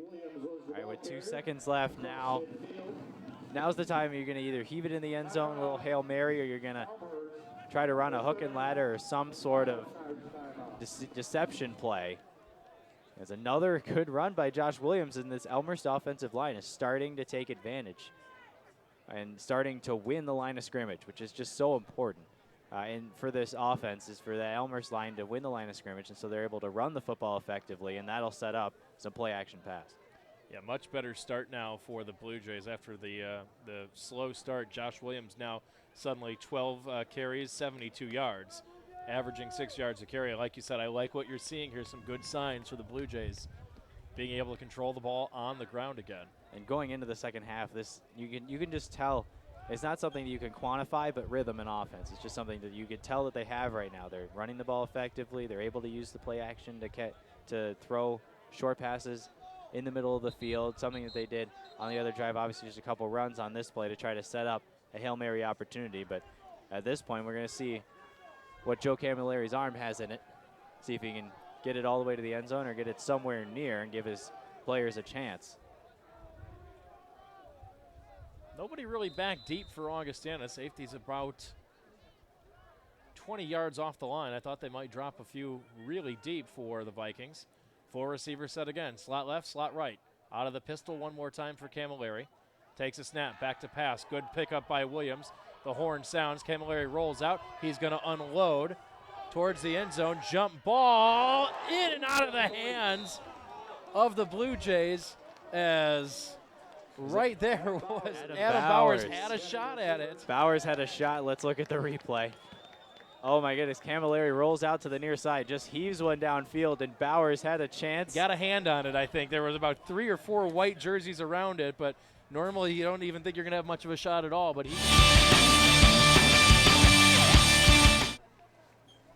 So that will do it for the first half. The score dead even at 3.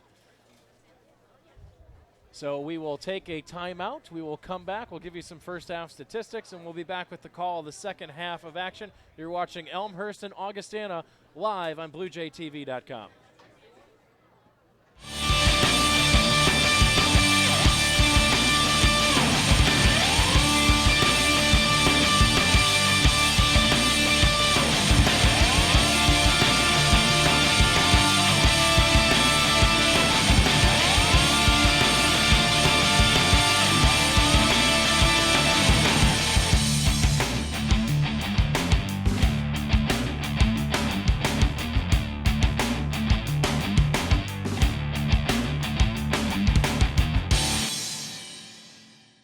I was born and raised in Taiwan and moved here 9 years ago. I'm always the type of person that wants to hang out with other people and meet new people. And because the Elmhurst environment, everyone is so friendly, that just make me feel really comfortable being here. The very first organization I joined was the Alpha Sigma Phi fraternity, and that opened the gate out for me to join other organizations. Playing college football 4 years is very tough, but it's also very, very rewarding. Through Fellowship of Christian Athletes at Elmhurst College, I think has really helped me grow because, I wasn't the most outgoing guy in the beginning, but as my time went on and just meeting new people, I've kind of stepped out and became, more of a witness in my faith. I think, Fellowship of Christian Athletes has helped that, and I think Elmhurst College has encouraged that. Elmhurst College definitely helped me grow, as in it made it clear to what I wanted to do. It definitely helped build me as the person that I am now. Lambda Chi also had, a great significance in that, turning me from a young dude to a gentleman and to a man. And Elmhurst College, definitely the campus, the atmosphere, the culture, the teachers here, the community itself, it was huge. And I think without Elmhurst College, I wouldn't be prepared for the real life. Well, I think something I'm very passionate about is Habitat for Humanity, so we fundraise lots of money to go down to New Orleans and just help rebuild any way we can. Something that the locals there always tell us is just make sure you tell the story and make sure everyone back home knows that it's still not okay. And of course I'm getting more mature and stuff, but I think it's the whole community service aspect of my life that has really changed. A lot of my friends I met through Habitat, the more you're involved in, the more you're going to learn, and just get to meet lots of people. Was born in Elmhurst, moved to Wheaton when I was 3 or 4, and came back here for school. I felt that Elmhurst really did give me a chance in knowing what to expect, and it really broke me out of my shell and got me to know people better and to become more involved in general. I have a much broader view, a much greater respect for what else is out there. One thing I really appreciate about Elmhurst College is the diversity of mindset, both with the students and with the faculty. I had all these constructs of how the world was supposed to work, or how the world did work in my head before I came to Elmhurst and before I attended college. And then slowly as I entered the academic world and the social spheres at Elmhurst, I began to realize the multi-dimensional facets of these spheres and how nothing is really as straightforward as you think it to be when you first enter college. And I think that really helped me expand my worldview. Even though we're all so diverse, there are common threads that we may share in our tradition. You find it and it's there. My Elmhurst experience, it has helped me already grow hugely as a person and be more aware of myself and my beliefs and my values and what I want to do, what I want to be, where I want to go. And I think that my experience here has put me in touch with a lot of people that can help me get there. Even if it is after I graduate, I feel like they're behind me. So I think that that's really a strength that this school has. Outside of the classroom, I play for the softball team. I am a member of the J-Lights hip hop dance team. And I'm a member of Black Student Union. I know for sure that BSU is very welcoming to new people of all different kind of backgrounds. BSU has helped me to increase my networking skills a lot. It's a small school that can give you the resources of a big school as well as the individual time that you need that only a small school can give you. I think that we attract so much attention because of the quality of the education we're getting here. They definitely try to bring the professionalism into the classroom. The faculty are incredible, and they're still in the business, which is great for music people. It's nice to take classes and take lessons from teachers that are still performing. You know, music is really a universal language. Being in the performing ensembles was one of the great experiences being here. Being at Elmhurst definitely makes it easier to get involved if you take the initiative to get involved. When I was a first year, I didn't take that step forward until second semester, and I didn't know what to do with myself. But once I took that step forward, people are so welcoming, and it doesn't matter what you want to get involved in. If you want to, they'll let you. And it's with open arms, and it's really easy to, and no one's going to turn you down. And that's what I liked about it so much, and that's what helped me to expand and broaden my horizons with all my different activities. Last year we had all of our girls leave except me and another girl, so we kind of got put into our captain positions. And it's not that I didn't want to do it, but I didn't know if I was ready to take that leadership role yet. But because I was thrown into it, I had to do it, so it helped me as a person and to help lead the dance team and be in control. I mean, it's difficult at sometimes, no doubt about it. It's very stressful sometimes, but I probably, as much as I complain about it, I probably wouldn't change it for the world because it's making me who I am today.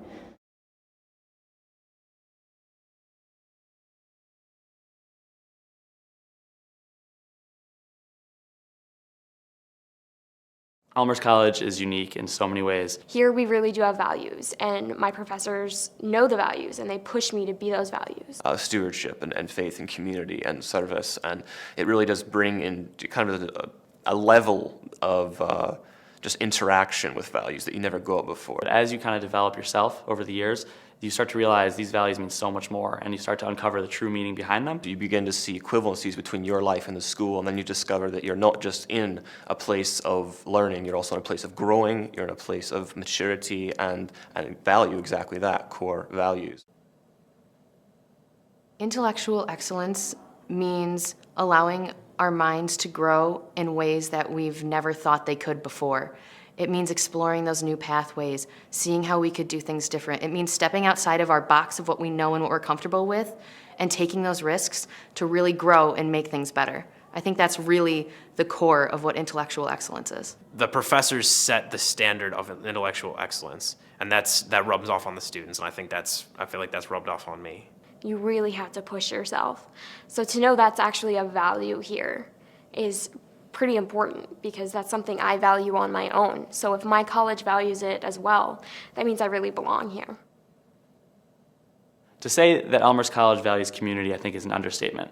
I think Elmhurst College is community in so many ways. Coming to Elmhurst College, a small college, it has to be about community. It doesn't really matter who you are or where you've come from, everyone here will just love you for who you are. The fact that every individual and every unique person is allowed to be in an environment together and learn from each other and grow with each other. Just the fact that it's smaller and that you form those one-on-one relationships, it encourages like creativity and questioning and all the things I wanted out of my college experience.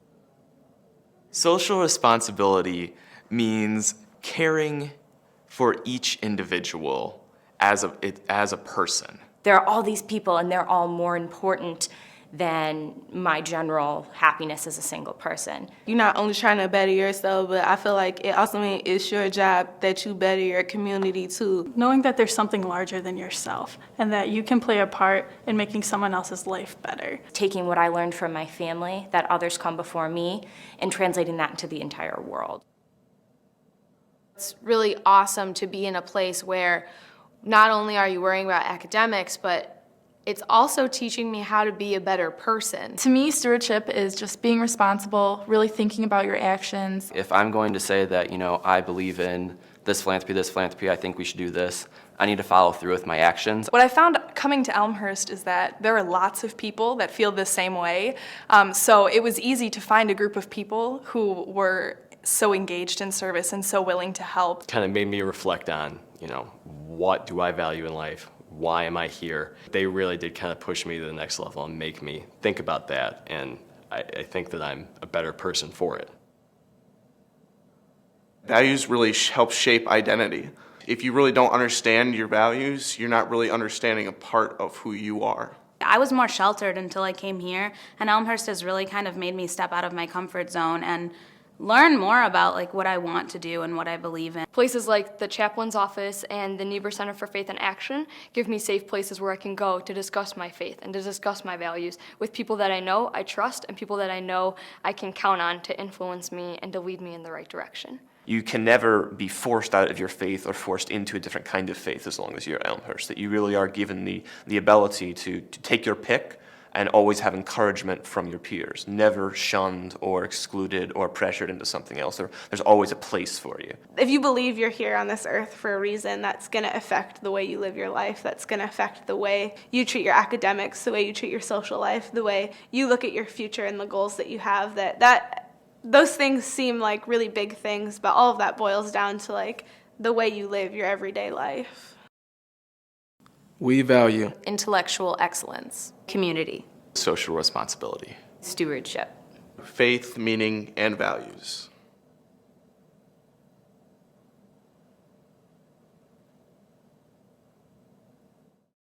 I have had a great experience at Elmhurst. I'm obviously involved with the volleyball program, and it's been a really good experience for me. I would say we're pretty close because we practice 5 days a week for 2.5 hours. We're lifting, we're doing bonding things, and we're traveling on the weekends. So you're pretty much with these girls for 3 months every single day for hours. So we're all pretty close, and we rely on each other and ask each other for help. Welcome to the cultural season at Elmhurst College. Elmhurst is a place of values and conviction. We were founded by 19th century reformers who believed in human potential, loved learning, and had standards. More than 140 years later, we still do. We still attract students and teachers who want to think for themselves and act on principles, who challenge and respect one another, who engage, serve, and celebrate our diverse, dynamic, interdependent world. A few years ago, to be clear about things, we wrote down our core values. This year, we asked some of our students what those values mean to them. Elmhurst College is unique in so many ways. Here we really do have values, and my professors know the values, and they push me to be those values. Stewardship and faith and community and service, and it really does bring in kind of a level of just interaction with values that you never got before. As you kind of develop yourself over the years, you start to realize these values mean so much more, and you start to uncover the true meaning behind them. You begin to see equivalencies between your life and the school, and then you discover that you're not just in a place of learning, you're also in a place of growing, you're in a place of maturity and value exactly that, core values. Intellectual excellence means allowing our minds to grow in ways that we've never thought they could before. It means exploring those new pathways, seeing how we could do things different. It means stepping outside of our box of what we know and what we're comfortable with and taking those risks to really grow and make things better. I think that's really the core of what intellectual excellence is. The professors set the standard of intellectual excellence, and that rubs off on the students, and I feel like that's rubbed off on me. You really have to push yourself. So to know that's actually a value here is pretty important because that's something I value on my own. So if my college values it as well, that means I really belong here. To say that Elmhurst College values community, I think, is an understatement.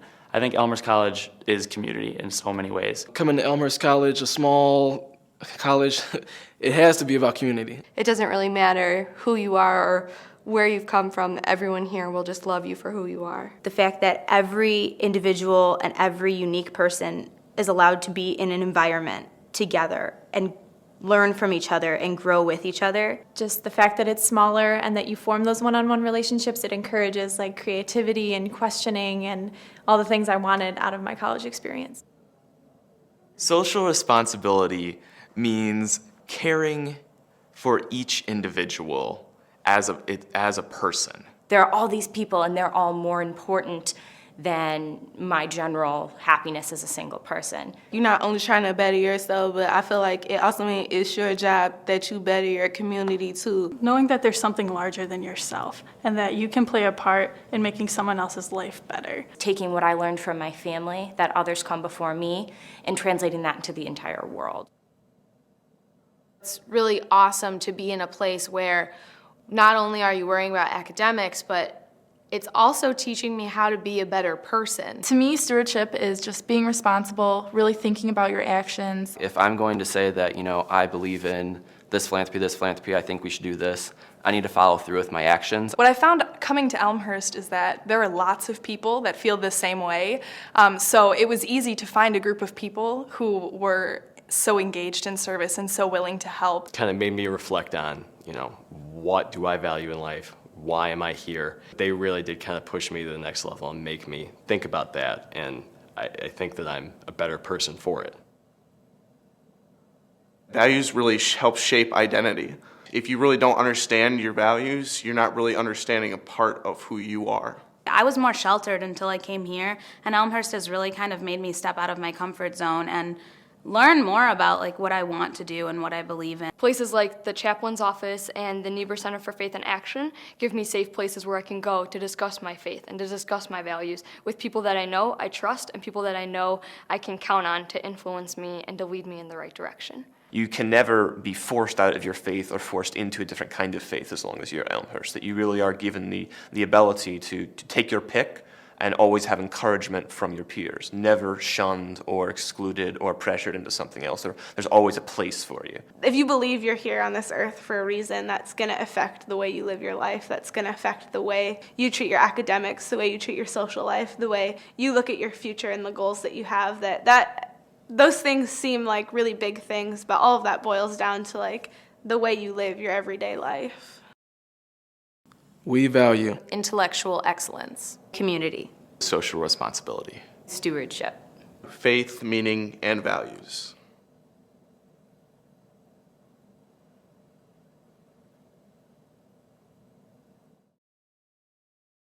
I've had a great experience at Elmhurst, I really have. I think that the college is all about making the individual well-rounded, and I do think that I have grown up a lot since I've been at college. I've played soccer and I'm in the nursing program, and I lived on campus for 2 years. It's been great, and I've made so many new friends, and there's just so much here to offer.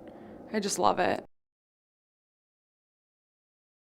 Wrestling here has been great. I've been able to achieve some of my goals I've set for myself, and I guess coming to a smaller school in wrestling, I got to be able to start right away and wrestle every year so far. Coming here and be able to compete right away is great. Going into college, I really didn't know what I was going to do. I was undecided, and then going through taking classes, I figured out what I wanted to do. I want to work with other people, with kids, and help them develop. I really like doing the dance team because I've been dancing since I was 3, so coming here and joining the dance team was an obvious choice of something that I'd wanted to do. The whole experience for me is a confidence builder, and being able to connect with students in the crowd, not even to know them, but just to get them to smile while you're at a game. I think that's such a great feeling. To know that, someone might have been having a bad day and they come and watch you dance, and maybe it's one of their favorite songs in the world that makes them smile no matter what. And to be able to be a part of that and to connect to somebody in that manner, I think that's a really cool experience to share in. The balance with athletics in school, it's just, with me, I did it all throughout high school, so I needed to do sports in order to stay focused. I was injured my freshman year, and I just felt so off track. It didn't feel natural. I think a lot of the students coming from high school and coming to D3, it's what they need to stay focused. If you could do it in high school, you could do it here. You can just join the team and just have fun. It's nice having that other family aside from being at home. Don't be afraid to go out there and try new things. Playing college football 4 years is very tough, but it's also very, very rewarding. Through Fellowship of Christian Athletes at Elmhurst College, I think has really helped me grow because, I wasn't the most outgoing guy in the beginning, but as my time went on, just meeting new people, I've kind of stepped out and became, I don't know, more of a witness in my faith. I think, Fellowship of Christian Athletes has helped that, and I think Elmhurst College has encouraged that. We got a lot of hands-on experience. We're mostly in the classrooms, and then the teachers here and it's been the special education department are amazing, and they just have so much to give to us and a lot of great ideas. So I think coming to Elmhurst, I've heard a lot of great things about teachers out feel a lot more prepared than other teachers from other schools, and some of my student teaching placements are with Elmhurst College graduates. It's good to know that they made it successfully out of there, and I know I'm going to go out successfully too. Second prize is $500 in cash. The winner is Michael Griffin. And first place. Welcome back to Langhorse Field. 3-3 is the score between the Elmhurst College Blue Jays and the Augustana College Vikings. We're getting set for the second half. We'll run through some quick statistics for you before we get started. Quarterback Sam Frasco for the Vikings, 5 of 9 for 42 yards, just 42 passing yards, plus a couple of other passes. Actually, they ran a fake punt, so Connor Murray, the punter, has completion for 23 yards, and then Salazar, who came in replacement of Frasco when Frasco left the field for a couple plays with an injury, also completed a pass for 24 yards. As for rushing, Sam Frasco is also leading the team in rushing with 12 carries for 37 yards, just 2.9 yards a carry, though. And as for Elmhurst, it's a little different story. They got a lot of their yards at the end of the first half. Josh Williams, 12 carries, 72 yards. Joe Camilleri, 7 completions, 12 attempts, 56 yards. Garrett Claxton is the leading receiver. He's got 3 catches for 27 yards. A couple key parts. First half had to be turnovers and penalties. The Blue Jays turned the ball over in the red zone. Chance to score a touchdown, and Augustana gave a bunch of big penalties, including stunting their final drive, which ended in a missed field goal. And now back with the second half play-by-play, Kevin Jude. Thank you, Luke. We're getting set for the start of the second half, and 3-3 right now. Elmhurst probably feels they maybe should have a lead here, as that turnover on Josh Williams was a questionable fumble at best, as he was trying to dive back forward just to get a little progress. Sure looked like the replay that the knees were down before the ball came out. The officials not with the benefit of the replay that we have up here. Certainly, it didn't look like an Augustana player forced the ball out, which makes me think that when he hit the ground with the ball, whether his knees were on the ground or not, the ground would force the ball out. Overall, on paper, a pretty even first half. 9 first downs for Augie, 8 for Elmhurst. Both teams averaging 5.2 yards per play. Very interesting stat Augie had 36 plays for 187 yards. Elmhurst 25 for 130. Very short kick into the wind. Frake feels it from the 23 across the 30, 35, still on his feet. Still on his feet across the 40. Break across the 40-yard line. We noticed the wind on that kick is certainly a factor, as he was able to receive that past the 20-yard line and then able to break a couple of tackles. Good field position for Augustana to start. As we look at the replay, what you're looking at right now, or you just saw, was the Hail Mary attempt for Elmhurst at the end of the first half, and one that Adam Bowers had maybe 1.5 hands on, but was unable to haul it in. A chance for the Blue Jays, obviously, at a Hail Mary attempt, but now Augustana with a first down. Frasco takes the snap. Give is up the middle, and Elmhurst is there. Just a very short pickup, maybe 2 yards tops. Hodges on the carry. Hodges. Hodges, the ball carrier. Frasco looking around, a couple people in motion, and then just handing off to the inside, trying to enforce their running prowess here in the early goings of the second half, assuming use the run to set up the pass, but the Blue Jays were all over it there. Motion from the top for Augustana. Play action. Frasco with time over the middle. He's got his man. It's Fraked across the Elmhurst 40, where he's brought down by Honorable. Honorable with the tackle, first down for the Vikings. At the Elmhurst 37. Frake is a big guy, 6 feet, 205 pounds, big target for Frasco. Open in the middle of the field. Easy pitch and catch for the Augustana quarterback. 19 yards on the reception. 1st and 10, Augustana. Frasco Fakes the handoff, now going to keep it himself. Now he will pitch it out on the option. Far side, there's Frake. Frake high steps over one defender, and another Augustana first down. Nice block here. We're going to look at number 1, Price has a nice block there to hold off one of the Elmhurst defenders. That was Warson, and then Frasco able to move to the outside further and pitch it off. Gain a couple of yards and a first down.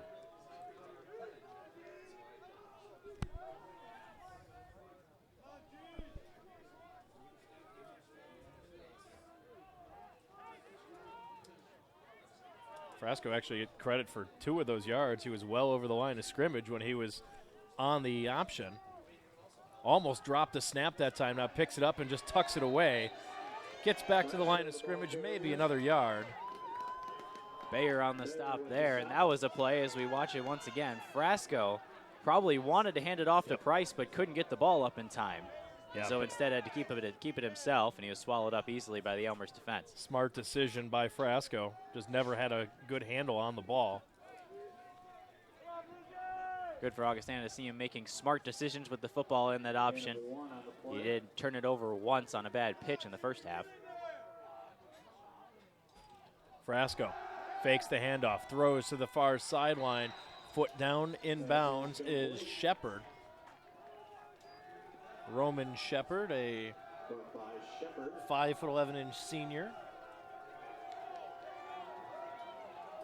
Just a simple out pattern to the far side for Frasco, keeping the ball short passes, making the offense easy to run for Frasco and continuing to use that triple option to set up the play action pass. Third down here for Augustana. Frasco looking, keeps it himself, cuts back across midfield. He's got the first down inside the 15-yard line. Warson with the tackle. Again, smart decision by Frasco. No need to get it off to Price as Marvin Carr was right there, and Blue Jays had the left side stocked up pretty well, and so instead he chose to cut back to the near side, gained the first down, and kept this Augustana drive alive. 2nd and 7 now for, excuse me, 1st and 10 again now for Augustana inside the Elmhurst 15. That one went for 7 yards for Frasco.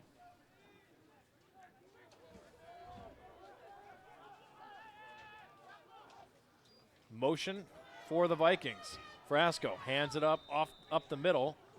Goes Price. Price, the ball carrier. Springs it out towards the 10. Gets it just across it, I believe. Warson on the stop. Right at the Elmhurst 8-yard line. 2nd and 4 as the Vikings are driving here to open the second half. Frasco, handoff again. Price spins off of one tackle, dives forward, very close to a first down. In the first half, at the end of the first half, Augustana had a similar position, was in a similar position. Inside, first down inside the 5-yard line, and a penalty forced them away. So we'll see if Augustana can stay disciplined, see if they can punch it in here. 1st and goal. 1st and goal from the Elmhurst 4. Motion. Handoff to Price. Price diving forward. Did he get in? Yes, he is. Touchdown, Augustana, as Brandon Price with a 4-yard score. A straight ahead football for Augustana pretty much this entire drive. They threw about 2 passes on the drive, and other than that, it was just run forward, run straight ahead, and Augustana was able to slice up the Elmhurst defense and score the first touchdown of this game. 57-yard scoring drive for the Vikings. 3:51, the length of the drive, taking advantage of this short field. Murray's extra point attempt sails through. Good. So with 11 minutes and now flags fly after the play. So this is going to count. The extra point is good. This is well after the fact. 2 flags, so this is probably a dead ball foul on Elmhurst, I'm guessing. As we looked at the replay of the touchdown, let's get the call before I say that. After the play, extra point is good. After the play, unsportsmanlike conduct, 92 on defense. That penalty will be enforced on the kickoff. Unsportsmanlike conduct against Elmhurst. As much as that penalty will scoot up the kick, I don't believe it's going to be a huge deal regardless. With the wind blowing with Connor Murray, you'd expect a touchback regardless of the penalty, but now it basically guarantees that Augustana will be able to kick this through the end zone, and Elmhurst will start at their own 20 to start the next drive. But Augustana, very impressive coming out of halftime, able to really establish the run on that drive, and that opened up a couple of quick passes for Frasco, and just boom, boom, boom, play after play after play, positive yards, as it looks like Augustana is going to be able to kick this one off from midfield. Right at midfield, the 15-yard unsportsmanlike after the play. So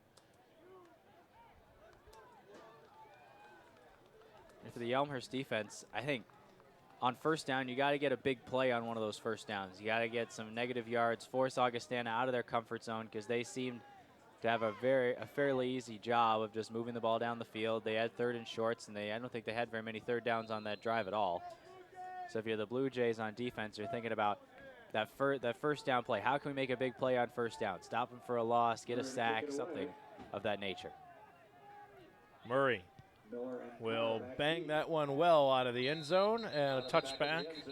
Elmhurst to start first and 10 at their 25-yard line.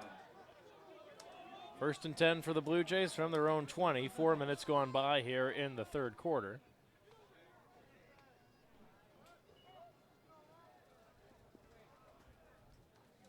Plenty of action headed your way in the next few weeks on BlueJayTV.com. Elmhurst volleyball on Tuesday night.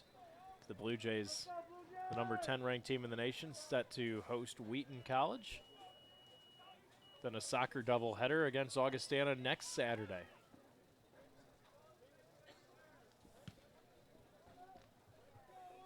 So let's see how Elmhurst responds. Touchdown for the Vikings on their first possession of the half. Now the Blue Jays get their chance to go to work on offense. Camilleri, handoff to Williams. Williams gets around to the outside, turns the corner, and steps out of bounds. Williams, the ball carrier. Out of bounds, far side of the field. And we've got flags coming in here. Flag on the play. Holding against Elmhurst. Looks like it's, if I had to guess, Offense number 57. It's 57 was from the previous spot. First down.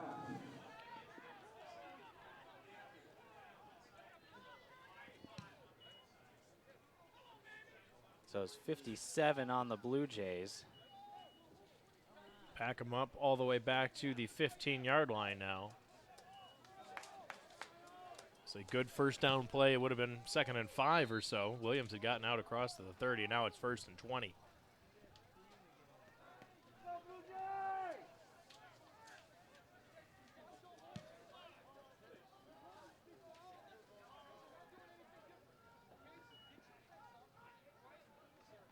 Camilleri takes a snap, handoff to Williams. Williams stutter steps, and he is met right at the line, and down he goes.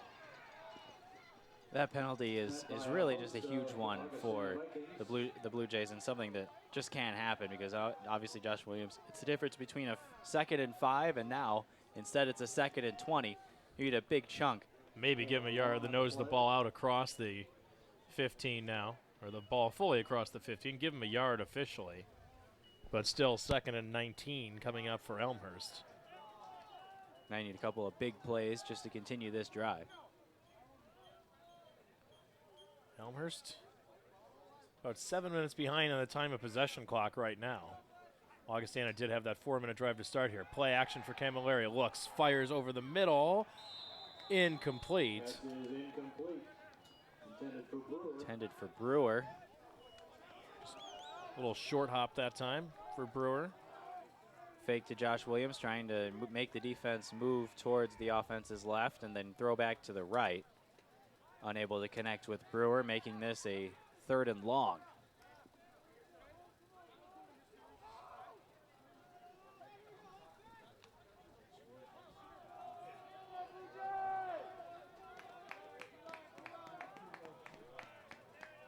Four receivers set again. Slot left, slot right for Elmhurst. Camilleri will get Claxon started in motion. Camilleri with time. Short screen to Williams. Williams Steps around one tackler, across 20, gets a block, 30, 35, 40. Josh Williams has an Elmhurst first down, and Williams turns a short little screen into a first down for the Blue Jays. That's just unbelievable blocking downfield by the Blue Jays. Couple of really key blocks. We'll see if let's check it out on the replay right here. Kalen Miller has a key block.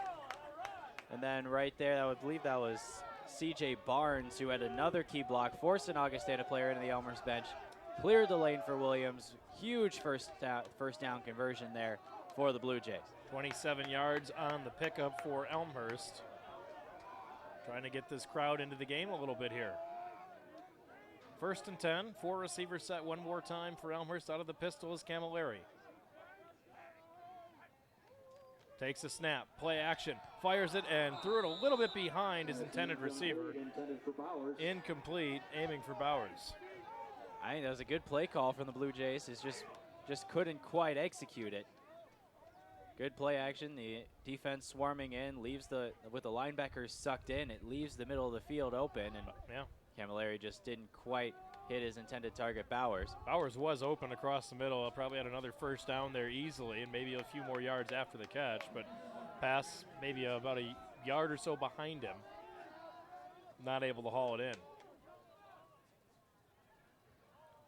Trips to the top of your screen this time. Camilleri looking for Bowers. This time he's got him right at midfield.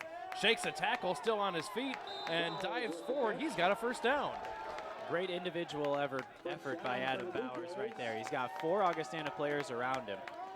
They didn't seem to converge on him as quickly as I expected, and instead he's just able to bounce off 2 wimpy tacklers, and then eventually Jack Esquini is finally able to bring him down by his feet. So just a great individual play by Bowers to make it another Elmhurst first down. Came right back to him on that near sideline. Usually it had been Miller split out, isolated. That time it was Bowers isolated to the near sideline. Trip formation to the top. It's Miller split out to the near sideline here. Pistol formation once again for Camilleri and the Blue Jays. Takes the snap with time. Throws for complete to Claxton across the 40, down to the 38, where he's tripped up by Johnson.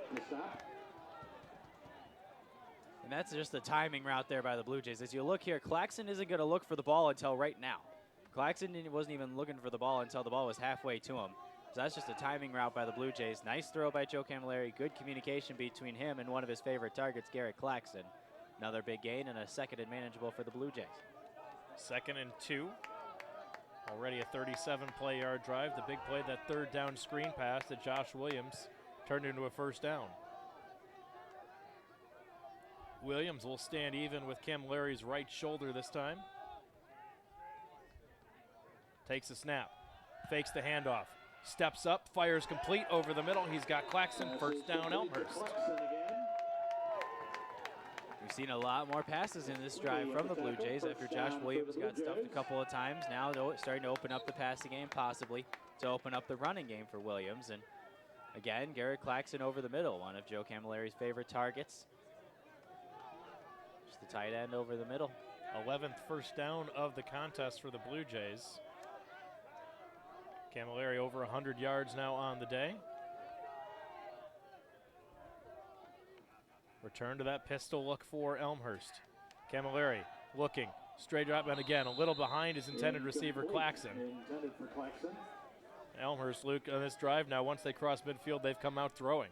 That's right, and another pass attempt here. It's again the same timing route we just mentioned, just the ball wasn't exactly where it was the first time. Claxton unable to come up with it, as it's hard to adjust to that ball when you're not looking for it initially. The ball's got to be thrown pretty well as Claxton has to turn around a little bit late. They just keep throwing, and I wonder if one of these times they are going to go to Josh Williams, possibly on a sweep or a draw up the middle, hoping that the Augustana linebackers are pushing back, looking for the pass. Slot left, slot right, out of the pistol one more time for Elmhurst. Camilleri looks, fires, incomplete. Not sure which one he was throwing for, kind of in between Claxton and Miller. I think an Augustana player got a hand on it. We'll check it out on the replay. It might have been 57, the near end. Put a hand up. I think his left hand may have gotten a piece of it.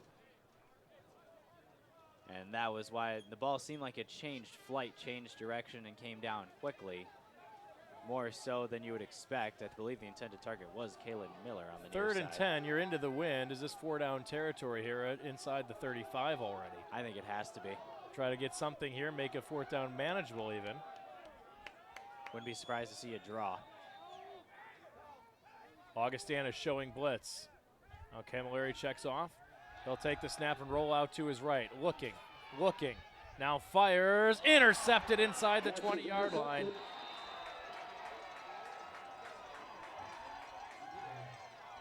Trying to see who the man was who made the pick for Augustana. It was number 40, I believe. I think it was 17. That's Fornick on the interception. It was 40, I think, is it what was they're 40. looking Okay. at here. So right at the spot, at the 18. Eric Johnson gets credit for that interception. Augustana 1st and 10 at their 20-yard line. Lots of players in the interception, but either way, that's still a tough throw by Joe Camilleri, and it's something, even if you don't complete that pass, you still have a field goal attempt into the wind. So now Augustana, here's the pitch back behind. Big hole on the far sideline, and finally tripped up was Hodges. The key drive for the Elmhurst defense here as we check out just another wrinkle in this Augustana option. Trying to get the defense swarming towards Frasco. Augie going hurry up here now. Give us up to the first man through. That should be Price. Price, the ball carrier. They're moving the change. That's a 1st down. Straight up the middle for 5 yards. Hurry up they go again. Here's Frasco. Throws the short screen, and that one just dropped. Pass is incomplete, intended for Price. It's going to be a tough play for Price either way. This Price had Valdez Honorable crashing towards him. Or check that. That was not Honorable. It was actually Charlie Krieger. Now Augustana slowing down a little bit. Is that this new wrinkle now. Augustana came out here with running the no huddle. Another low snap for Frasco. He pulls it down, now flushed out of the pocket. With time, throws over the middle, and short hops his intended receiver. Frasco had Frake open, just didn't quite get the ball to him. Frasco was actually looking to roll to the far side, looking for a target out there, ended up rolling to the near side, had Frake open. It's not enough on that pass, trying to throw on the run off balance. Never so now easy. A big 3rd down here for the Blue Jays defense. 3rd and 10. Augustana at their own 30-yard line. Opportunity to get off the field, and really you got to give your offense another chance here.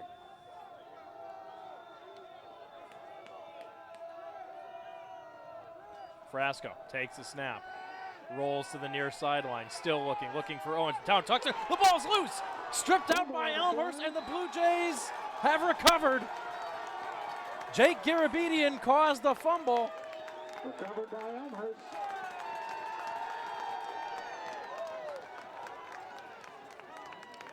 I'm not sure which Elmhurst player recovered it, but Garabedian, the man who stripped it, Frasco almost dropped it, and then Garabedian, watch the replay right here.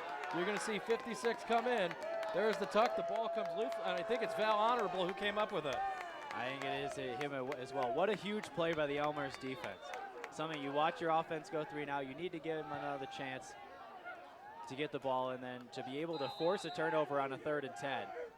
Just an absolutely huge play to give the Blue Jays great field position on offense start this drive. 6 minutes and 20 seconds to go. Elmhurst back in business now with a short field to work for. 3 receivers. They have the tight end on the line this time. Now Camilleri will come up.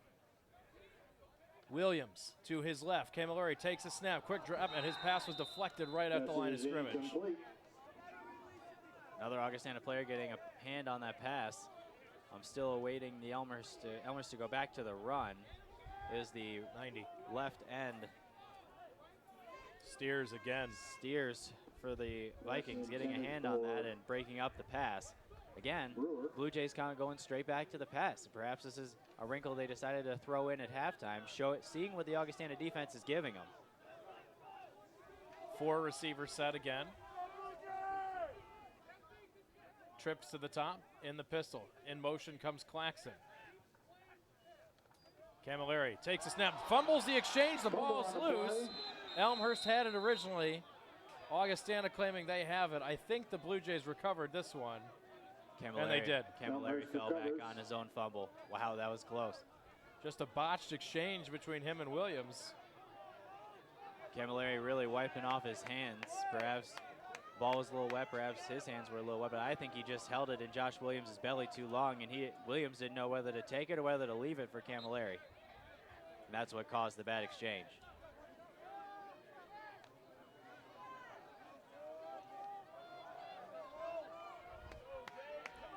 So 4 receivers again.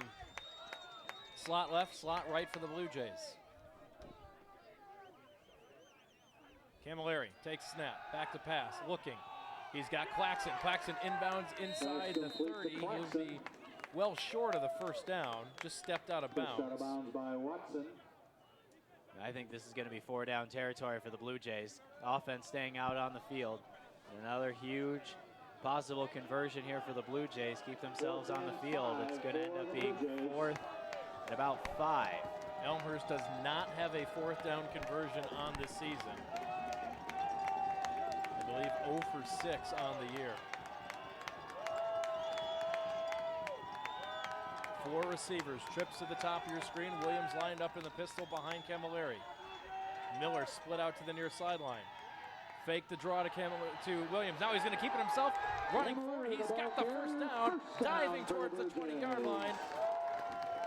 Maybe a little bit of a busted play that time, Luke, but Camilleri saw the opening and took it.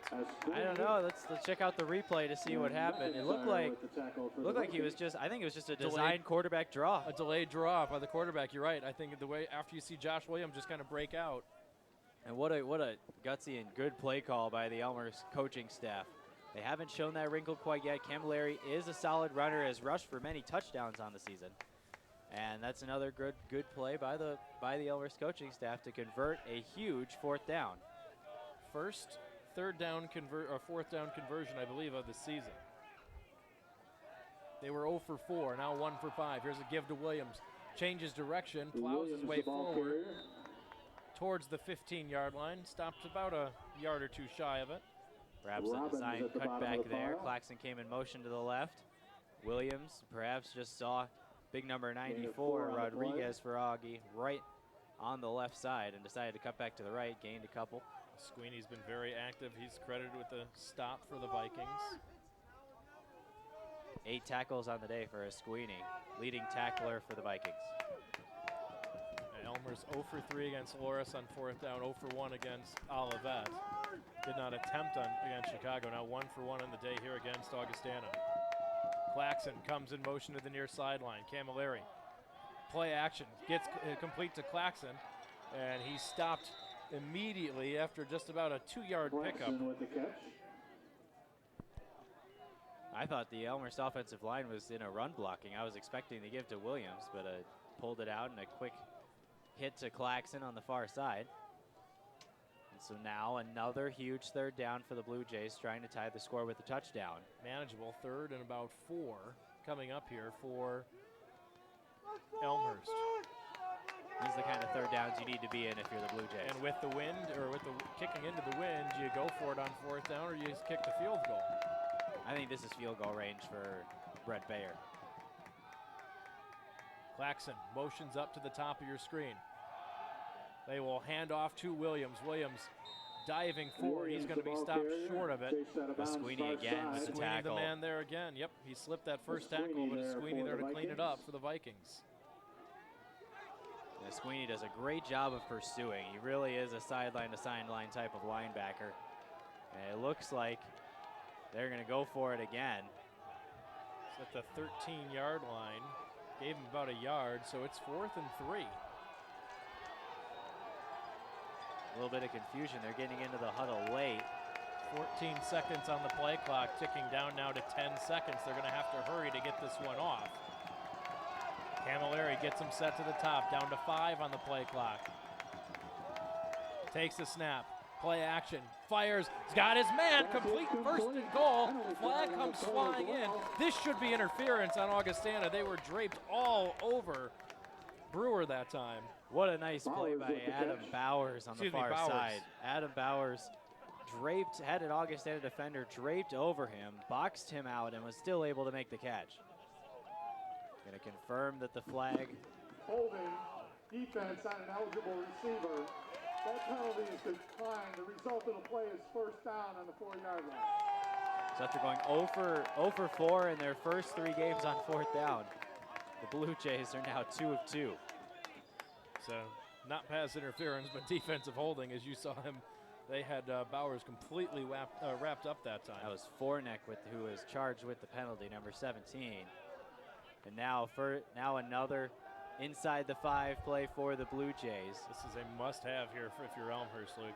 The clock winding down to 2 minutes to go here in the third. No doubt. Haven't been in the red zone a whole lot today. Got to cash them in when you get the chance. Camilleri hands off to Williams.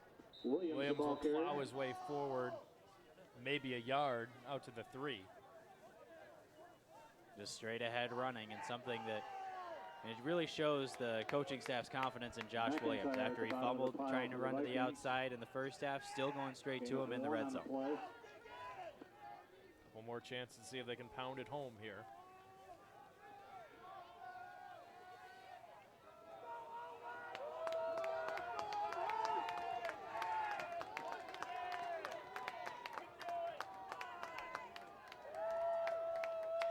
Augustana, 1:10 to go in the third quarter.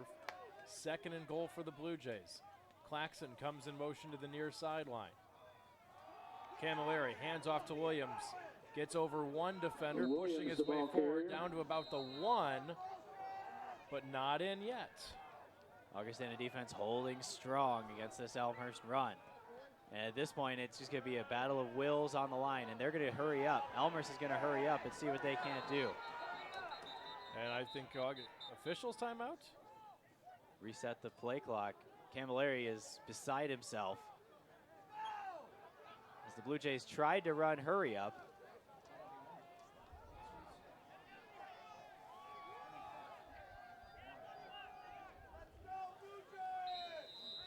Now the clock will run.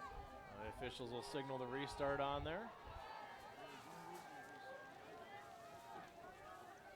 Camilleri back out of the pistol.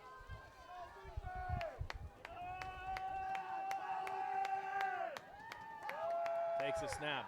He's looking to pass. Nowhere to go. Flushed out. Throws over the middle. Incomplete. Boy, intended for Bowers. Boy, I don't know about that play call. I think you just trust your offensive line and go straight ahead. I still don't know what the referee saw to force Elmhurst to stop the hurry up, but now go for it again here. They're going to go for it again. Their third chance at a 4th down conversion on this drive, and what a huge one this is. And this time it's on the doorstep here. Let's see if they go back to the pistol or if they go to the line.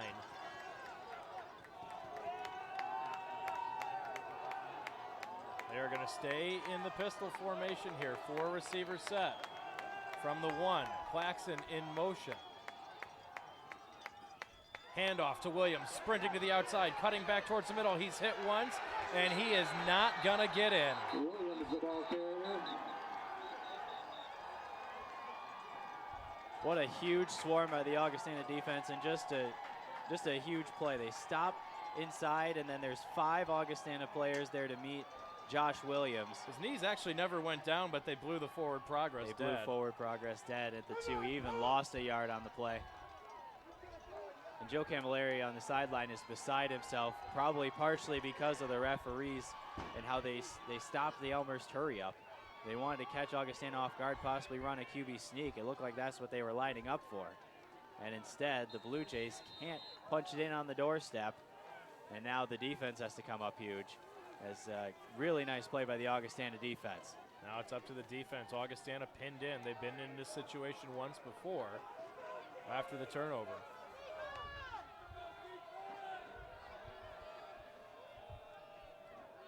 Motion.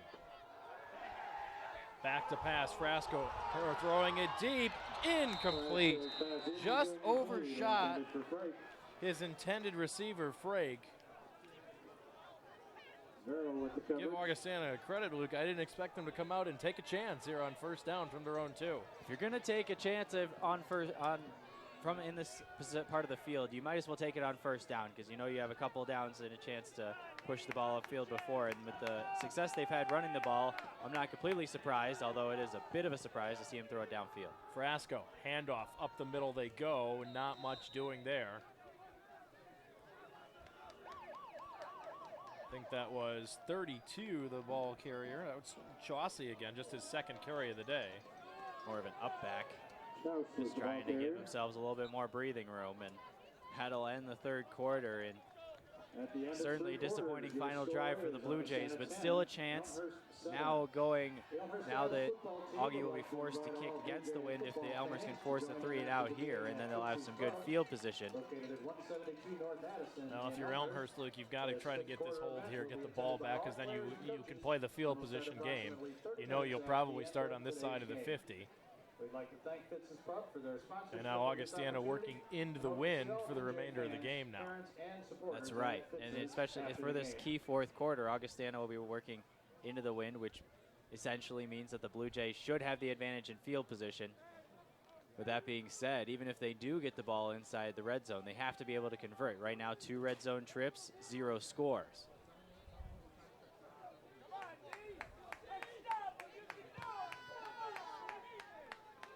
Start of the fourth quarter.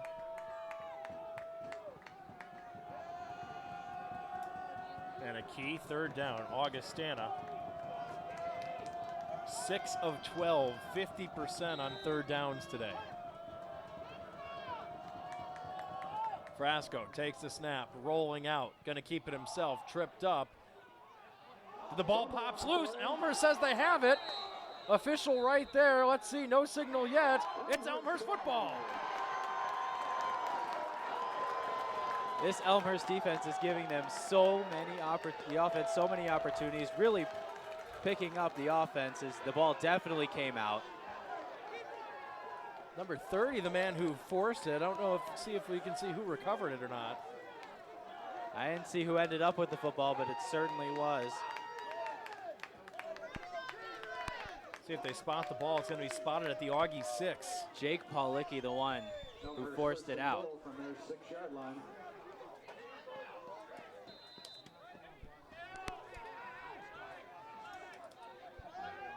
So the Blue Jays with another red zone opportunity. This time you have to cash in. First and goal from the doorstep one more time on the 6-yard line. See if they go back to the ground or if they try to throw it here. I'd like to see Josh Williams straight up the middle if I was the Elmhurst coaching staff. Trips to the bottom. Camilleri pumps once over the middle. Touchdown! He's got Garrett Claxton over the middle. Elmhurst has found the end zone and a chance to tie it up on the extra point. Again, Garrett Claxton, Joe Camilleri's favorite target, straight over the middle. That's exactly where you like to find Claxton. That's exactly where Camilleri finds him here, right over the middle for the Elmhurst touchdown. So they finally do cash in on a red zone trip, and that, with this extra point, it'll be a tie ball game. Bayer to attempt the extra point. They are on for the point after. Out of the hole, the Finucane. Here's a snap, placement made, kick on its way, and it is good. So with 14:45, just 2 plays into the fourth quarter, the Blue Jays have capitalized on the Augie turnover and have punched it in. Camilleri to Claxton from 6 yards out, and we are even up at 10. I didn't see this initially, but looking at the replay, what a great job by Joe Camilleri to pump off the linebacker, Jack Esquini. Esquini was there, and I think he thought, we'll watch it one more time, he's going to pump once, and that's going to force Esquini to sit on the curl route, and instead, Claxton cuts it to the inside, and then Camilleri throws a beautiful strike in between a couple of Augustana defenders. So we are dead even here at 10. Brand new ball game with 14:45 to go. The big fumble turning the momentum here. The Blue Jays stopped on the doorstep by Augustana. Augustana hands the ball right back to him as Paulicki came up with the forced fumble, and the Blue Jays recovered and took advantage.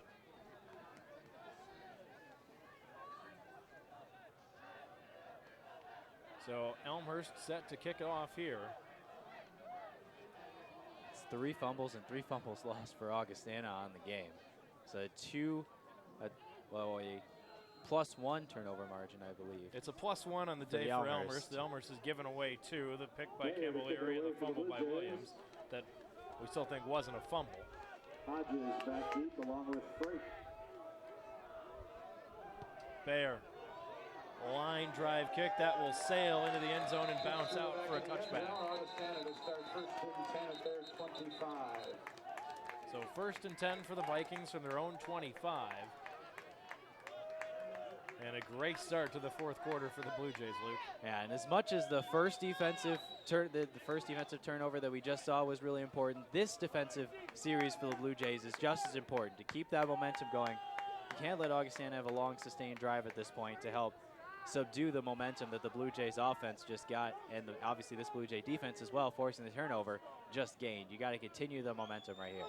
Augustana scored on their first possession of the second half. After that, Elmhurst knocked on the door several times before finally kicking it down right there from Camilleri to Claxon from 6 yards out. Now the Vikings in a brand new game, even score, and swallowed up immediately is Bryce.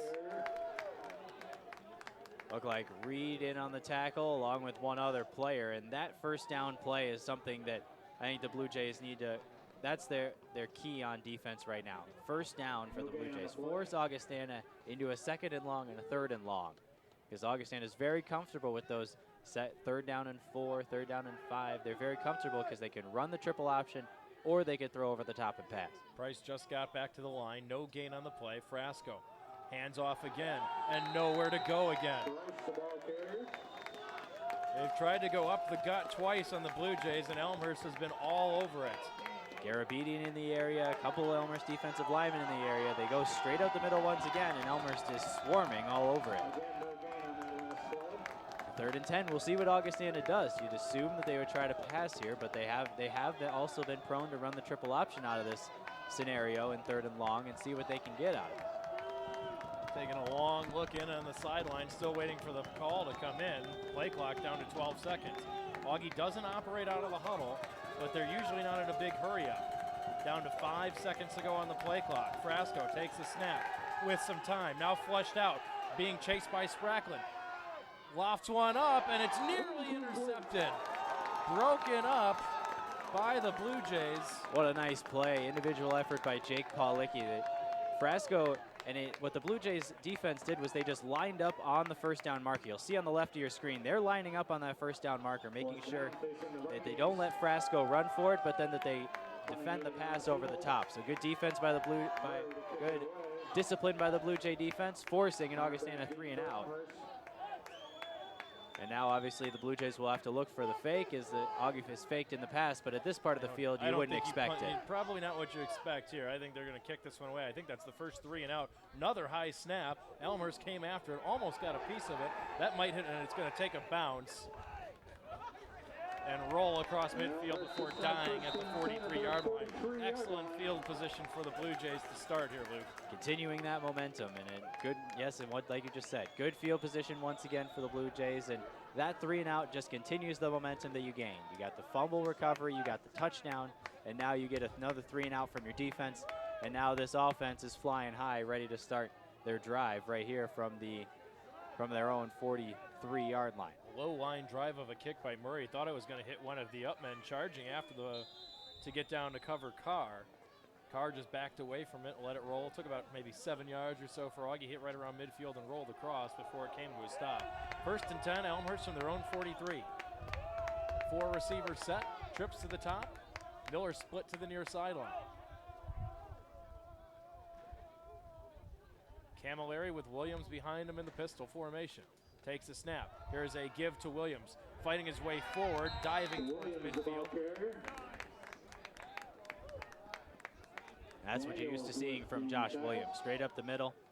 North-south runner and able to gain 5 yards. Just keeps chugging. He gets hit initially right around the line of scrimmage and then just breaks a couple of tackles and is able to hit a nice gain for the Blue Jays and make it 2nd and short once again. Daniels, a nice job for Augustana holding on to the legs. Williams just was basically dragging him forward got a couple more yards out of it before Daniels was able to finally trip him up and bring him down.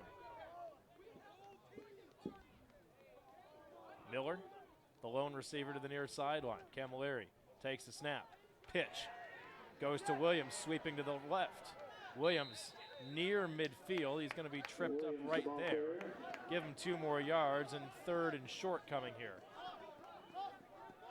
It seems that Elmhurst has had more of success blocking straight ahead rather than blocking across the edge. As you see, it's going to be once again, Esquini was in the area. He wasn't the one who made the play.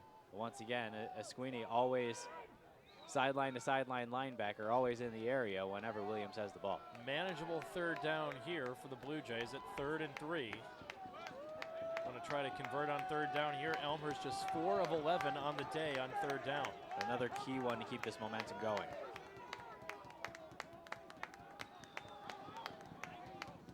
Camilleri takes a snap, fumbles this exchange with Williams and has to fall on it.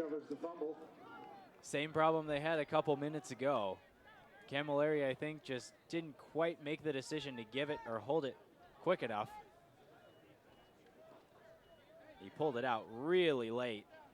I suppose if he skips a little bit, sidesteps with Williams, it would be okay, but his feet were basically planted into the ground. And I think that was a design keeper for Camilleri, with fake the handoff there and then going to see him kind of bootleg out to the near sideline and just not able to complete the exchange, or maybe too much of a fake. Now the punting situation on for the Blue Jays. Bayer on to punt this time. Good kick for the Blue Jays. Inside the 10, does it stay in? Referee, no signal, says yes they did. A fantastic job of keeping that ball out of the end zone by Andy Warson. Andy Warson with a great individual effort here. You're going to see on the replay, it's Warson who knocks the ball back into play. Boy, that was close. And now did they change their mind on it? Did they change it? I thought it was really close. I thought there was potential that he did indeed step on the end zone line before touching it. And they have changed their mind. They're going to put this one back to the 20. Watch it one more time and see. 20-yard line. Tough to tell on that angle. A couple of Augie players in front can't see if his feet are airborne or in the air or not. I think his right foot may have been on the line when he elevated. So here's a handoff, or excuse me, Frasco going to keep it himself. Shifts off one tackle, dives forward. Small pickup for the Augie QB.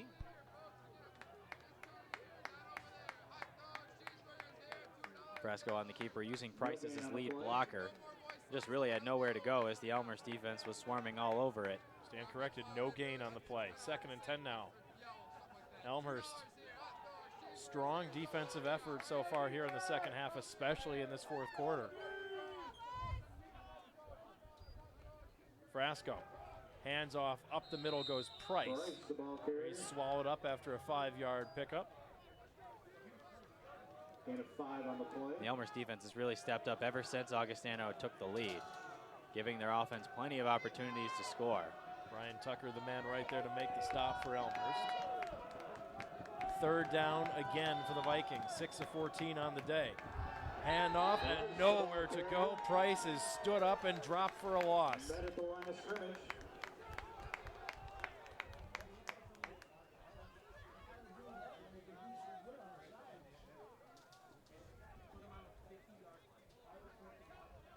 Couple of Elmhurst Blue Jays in on the tackle. Back on the field for Augustana. Officially, they call it no gain, so they got back to the line of scrimmage. And now Elmhurst should get the ball in good field position again. Murray struggled so far to kick into the wind a couple times. See if the Blue Jays come after this kick. It doesn't look like they will, but snaps have not been particularly good from Augustana either. That one's low at the feet. Murray scoops it up, and that one, it's partially blocked. Partially blocked. It's going to roll, take an Augustana bounce across the 40. You want to talk excellent field position. I think it was 91. Elmhurst. Jackson Smith who got a hand on it. That ball changed direction immediately, and you could tell Jackson Smith was all up in the face of Connor Murray. Blocked punt gives Elmhurst wonderful field position. A 16-yard punt officially. We said Elmhurst was getting close, and another low snap. When the punters have to go to scoop that ball up or jump over their heads to try to pull it down, it gives those defensive players just a couple extra split more seconds. All they need to get in there. Jackson Smith got the hand this time. I think they were looking for that, and so they brought a couple extra guys. Jackson Smith right up the middle. Let's see if the Blue Jays can take advantage. In motion goes Claxon. Camilleri Handoff to Williams. Breaks one tackle across the 30. Aiming towards the near sideline. He's brought down right at the 30-yard line.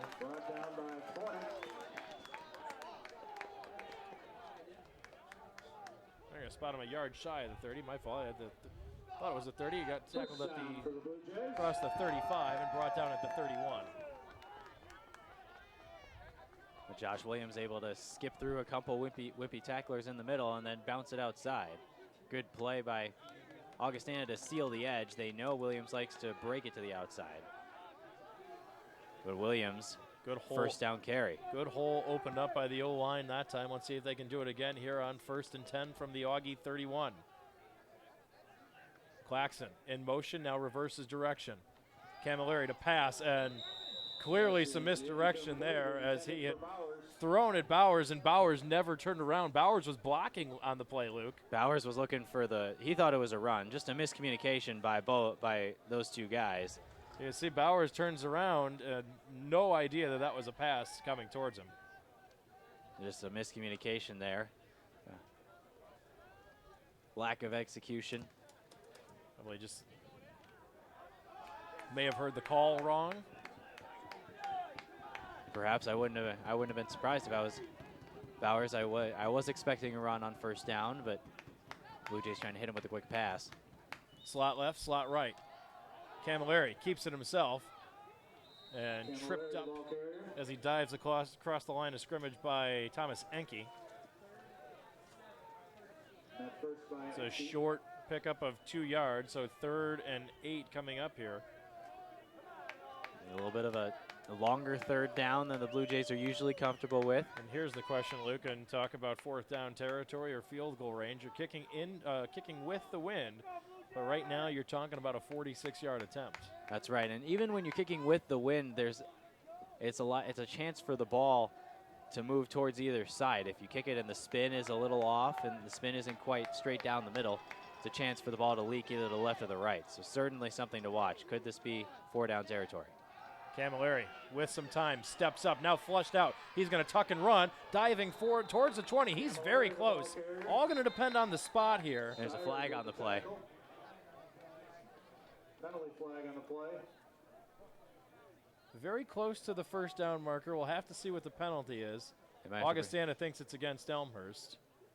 Might have to bring the chains out if this does stand. No, we'll actually, see what the I think he's going to be about a yard. From where the ball is placed, he's about a yard shy. After the play, personal foul, unnecessary roughness, number 15, offense, 15 penalty, 4th down. So it's after the play. The play stands. It was a yard shy. So they brought the ball to the Augie 22-yard line. Then the penalty of a personal foul against Elmhurst. And that's going to back them all the way up to the 37. And it's 4th down on top of it. And now it's for sure you have to go for it. So I guess unless you try to pooch it into the corner and aim for it for the corner. We've seen Camilleri do that. We've seen the Blue Jays do that in the past, but this looks like they're just going to straight up go for it. 4th and 17. They are going for it. Back to pass. Going deep over the middle. Intended for Claxon. Incomplete.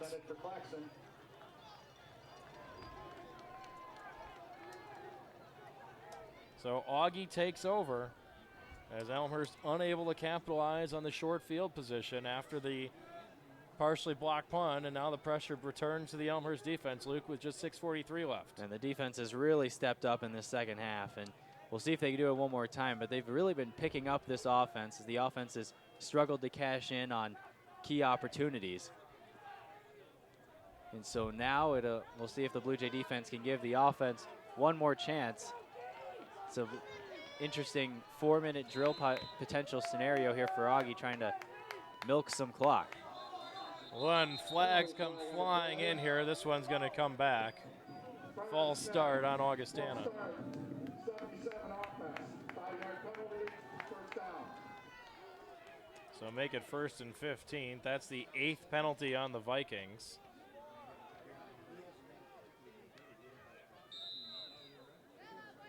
Yeah, that was the left tackle Same player who had the personal foul earlier in the game. And Augustana now backed up 1st and 15.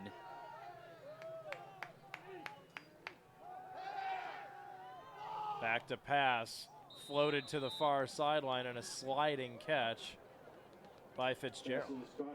Penalties have really hurt both teams in this game. And even just in the last minute, as Elmhurst's 15-yard penalty on the last drive really hurt their chances of converting. And now Augustana forced into a 2nd and long, and the Blue Jay defense can hold. Maybe they can hold into a 3rd and long as well. 2nd and 11. Vikings not having a lot of success running the ball against the Blue Jays here in this half. Motion again. Frasco going to keep. He's got a pitch man with him, and he is upended shy of the 40-yard line. Marvin Carr made the hits. Frasco had a man with him, but the Blue Jays had it well covered. Marvin Carr was leaning towards the pitchman because Fitzgerald was so far off from Frasco, and so Frasco just had to tuck it himself. He gained possibly 1, and again a 3rd and long for Augustana. We'll see. It's a sure passing down. You have to think. So the Blue Jays will be ready for it. 3rd and 8 for the Vikings as the clock rolls to 5:25 to go. There's a snap. Frasco pulls it back. Now he's going to roll to the far side, floats it over the middle, nearly intercepted as he overshoots Fitzgerald, and just almost picked off by Vero. Frasco rolling out. They love to roll him out. He doesn't set his feet, though. It's something that I found interesting with him today is when he throws on the run, he literally throws on the run instead of stopping himself, which I think he had time to do there. Tried to throw on the run and floated it right over the head of Fitzgerald and almost into the awaiting arms of the safety, Billy Vero. Carr stands just inside his own 35. Murray on to punt again. Augustana's been flirting with disaster on the punt so far today. Wind still whipping against the Augustana kicker here. This is a good snap. Murray with plenty of time and a good kick. But it's going to take an Elmhurst roll and just die right at the 35-yard line. 26-yarder for Murray. 5 minutes. You can sustain a drive. You've got the win. You can eat some clock here and see what you can come up with here on offense, Luke. That's right, and I think running the football is going to be so important on this drive. They've come out and they've passed a lot in the second half, but at this point, if you're Elmhurst, I think you got to go back to what you do best, and that's pound the football straight ahead, especially with Josh Williams. Possibly use Joe Camilleri as a change-up as well. Maybe even get Garrett Claxton going. They like to run. They run a play where he sweeps around back towards the backfield and takes a handoff. I'd like to see them run on this drive. We'll see what they do. Camilleri works out of the pistol one more time. Handoff. Williams up the middle. Diving forward out across the 40 near the 42-yard line. Good run on 1st down. And a good job by the offensive line. We'll check it out on the replay. Once again, the Blue Jay offensive line creating a hole straight up the middle for Josh Williams. Couple of good blocks. And I think that's something where they're going to be able to win the line of scrimmage, which makes me think they're running up the middle is going to be a good idea, and then possibly hitting with a play-action pass or using the option with Camilleri to run to the outside if Augustana commits too much to the middle. Clock moves 4.5 minutes now left. Claxton goes in motion to the top. Takes a snap, delayed handoff to Williams, steps over one defender. He's across midfield before being upended by Marauder. 1st and 10 for the Blue Jays into Augustana territory. A 9-yard pickup for Josh. What a great block by the pulling guard, Adam Connors. Just absolutely unloaded on an Augustana defender to the near side, opening up that hole for Williams. Clock rolls to 4 minutes. Elmhurst going to take their time, try to keep this drive going, put points on the board and not give anything left for the Vikings. Camilleri going to keep this one himself, tripped up in the backfield as he drives forward. It's about 2-3 yards on it. Sweeney, the man who came flying in and tripped him up again. And here's the other wrinkle. Joe Camilleri able to keep the ball, and he is a mobile quarterback. 2-yard That time, pickup. Esquini, just a nice defensive play, though, able to trip him up in the backfield. Camilleri only able to dive forward for 3, not even 3.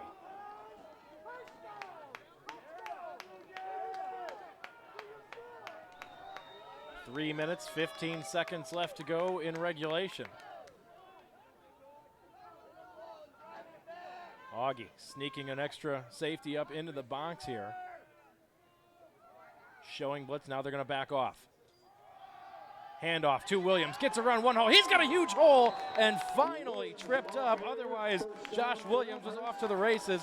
Tim Marauder may have saved the touchdown on that one, Luke. And what a great play for him to avoid the first tackle there. It was 49 who got in for Daniels for Augustana, who got into the backfield. Williams sidestepped him, and then Marauder just gets the ankles of Josh Williams. If Marauder doesn't get the ankles, I think Josh is gone on that play. There was nobody down the near sideline, and he had a head of steam. He was certain angling for that corner. He was headed for the end zone if Marauder hadn't tripped him up by the ankles. That's right. Couldn't agree more. This is exactly where Elmhurst wants to be. Clock ticking, running the football straight ahead. Taking their time on the play clock. Play action. He's got Miller complete, shakes him one tackle across the 20 before he's brought down.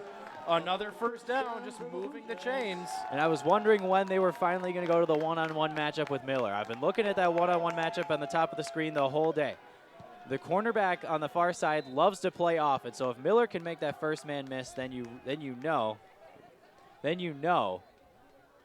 that Miller can get a big gain if he can make that first guy miss, because there's nobody else on that side of the field for Augustana there to make the play. It's in the red again, the red zone one more time for the Blue Jays as the clock is winding to 2 minutes and 5 seconds. Augustana's going to have to start thinking about using some defensive timeouts here, Luke. Now taking under 2 minutes.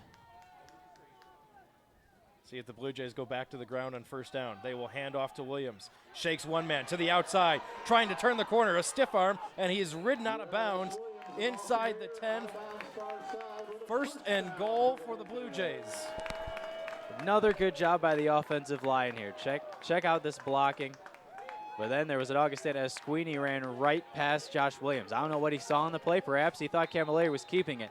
But as Squeeny ran right past Josh Williams as Josh Williams sidestepped him and was able to gain another couple of yards. And once again, we are in the Blue Jays are in the red zone with an opportunity to take the lead. 1 minute and 46 seconds left on the clock. Be surprised if Elmhurst goes to the air. They want to keep that clock rolling here. You're already in field goal range. Handoff up the middle. They go to Williams. Over the pile, down to about the 4, maybe 2 yards on the play. And now there's the timeout. Timeout's going to start calling by Augustana. Yeah, and Williams straight ahead. I mean, they've done it the entire drive. They started this drive in their own territory. Have run straight ahead with Josh Williams. One pass. All they wanted to try to Caleb Miller to the far side. I knew they were going to pull that one-on-one matchup at some points. This was the best time to pull that as the whole defense was sucked in for the run. Pull Miller on the outside. He makes one guy miss, and he's off to the races for 15 yards. And now just continuing to run straight ahead, and I'm sure Augustana is going to stack the box with at least 6, if not 7, maybe 8 guys. You know Elmhurst wants to keep the ball on the ground and keep that clock moving, force Augustana to burn their timeouts.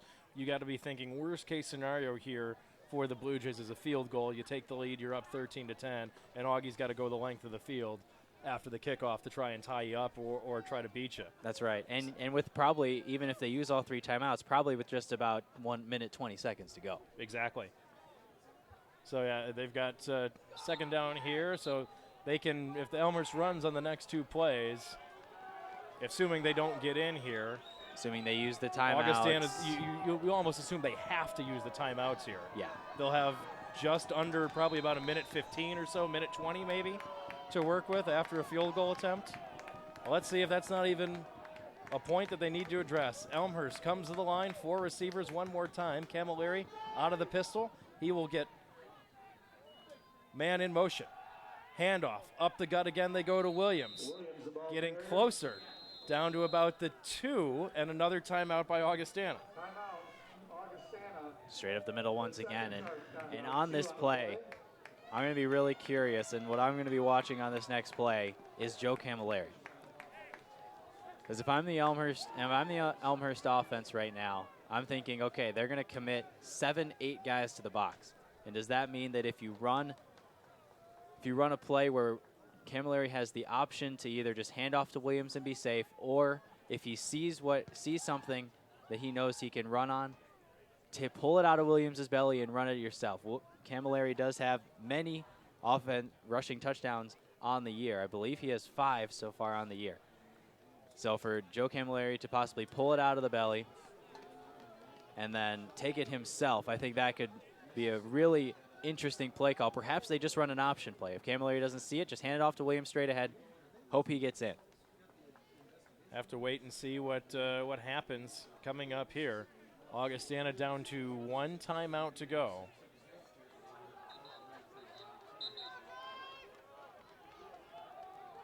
Either way, Augustana's going to have to go the length of the field.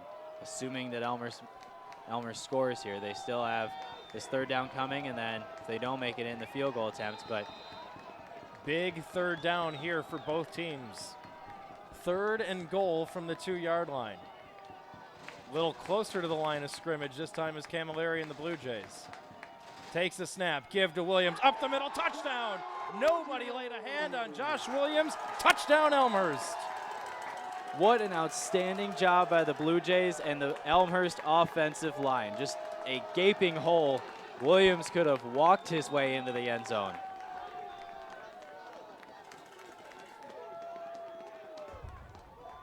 Great job of blocking up front by the Elmhurst O-line. It seemed that Augie stacked the line towards the left side of the Blue Jay offense, and instead they ran it towards the right, and the Blue Jays were all over it. Here's a snap, placement made. The kick by Bayer is good. So with 1:26 left in regulation, Elmhurst has gone on top for the first time today, leading Augustana 17-10. As look at that replay one more time, there was no one near Josh Williams on that carry. And to be honest, it looked like there was 3 or 4 extra guys to the right side of the defense, per se, the left side if we're looking from the offense's perspective. And there was one guy who was off to the side, probably 2 or 3 yards off to the side. And he came in unimpeded, but Josh Williams ran straight to his right, and it just easy run in for Josh Williams. And now the Blue Jays up by a touchdown is here. You see the guy on your screen, he's to the right. He gets blocked by Claxton. Yep. Claxton did a great job on that block. Did a great job of sealing that edge. That was the edge because Josh Williams ran straight off tackle to the right, and this the easy run for the Blue Jays and a 7-point lead. Remember, Augustana just 1 timeout remaining. One of only 2 games in action in the CCW right now. This one, it's all Wheaton demolishing North Park 48-21 in the 4th quarter. The other 2 CCW contests all set for night games under the lights. They believe Wheaton comes here later this season. So Bayer will put it on the tee. Yep, and we'll try it again as the wind blew that one over. Hodges and Frake are the 2 deep men for Augustana. Hodges to the bottom of your screen, Frake to the top. Just another reminder of that wind, again, favoring the Blue Jays. So this kick is going to go with the wind, possibly all the way through the end zone. They don't want to give them much of a chance to return, make Augustana go the distance. Force them to go 80 yards in a minute and a half with 1 timeout. Bayer on the approach. There's a line drive kick that's going to sail over Hodges' heads and out of the end zone. Touchback. And this Elmhurst defense, ever since Augustana scored to take a 10-3 lead, has just been rolling. They've been extremely effective, forcing Augustana into 3rd and longs, something that they're not as comfortable with. And we'll see if they continue that right here. Just a huge series for the Elmhurst defense. And if I'm the Elmhurst defense, the last thing I do is play a prevent defense. You got to do exactly what you've been doing. What you've been doing has been successful.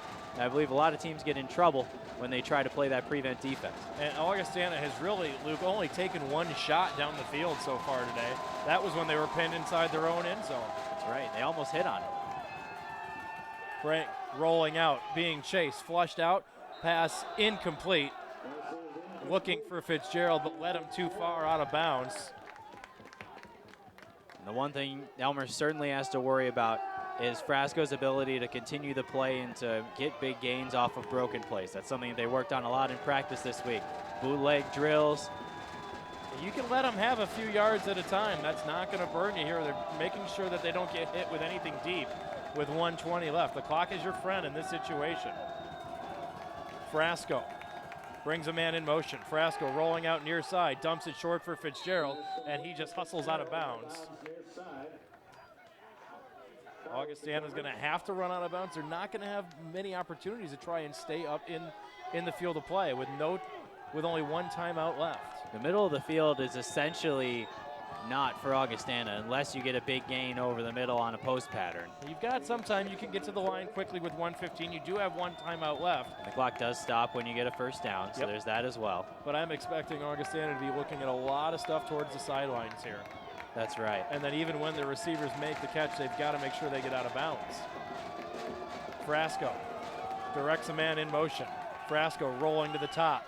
Looks, pumps, fires incomplete. Looking for Owens, and that one was too far, let out of bounds. Yeah, looking towards that sideline. One of the positives to having a mobile quarterback is that he can get outside the pocket. But at the same time, got to be accurate with those throws, and now this is it. Fourth down. 4th down and 4. One more stop for the Blue Jays. Augustana 1 for 1 on the day. Elmhurst has struggled on 4th down this year. Watch that play clock. It's ticking under 10, and Augustana still hasn't gotten set yet. Owens goes in motion. Frasco takes the snap. Little shovel pass. That ball's loose. Marvin Carr, no, they're going to call it an incomplete pass. Incomplete and pass. Elmhurst is going to hold on. They read that beautifully. Number 95, Bayer, was in the face of Fitzgerald. Look at Bayer right here, just absolutely unload on Fitzgerald. There was no chance that play was going to work. And I think Fitzgerald saw Eddie Bayer bearing down on him, about to hammer him to the ground, and just could not hang on to that one. So Elmhurst will come out. Augustana will have one timeout to stop the clock, but the Blue Jays can sit on this football here, Luke, and come away with a victory. And what an outstanding performance by the Blue Jay defense. The Elmhurst offense had their moments. They had a couple of good plays, but the defense over and over, giving the Blue Jays another chance, giving the offense another chance and another chance and another chance. Less than 100 yards of offense in the second half for Augustana.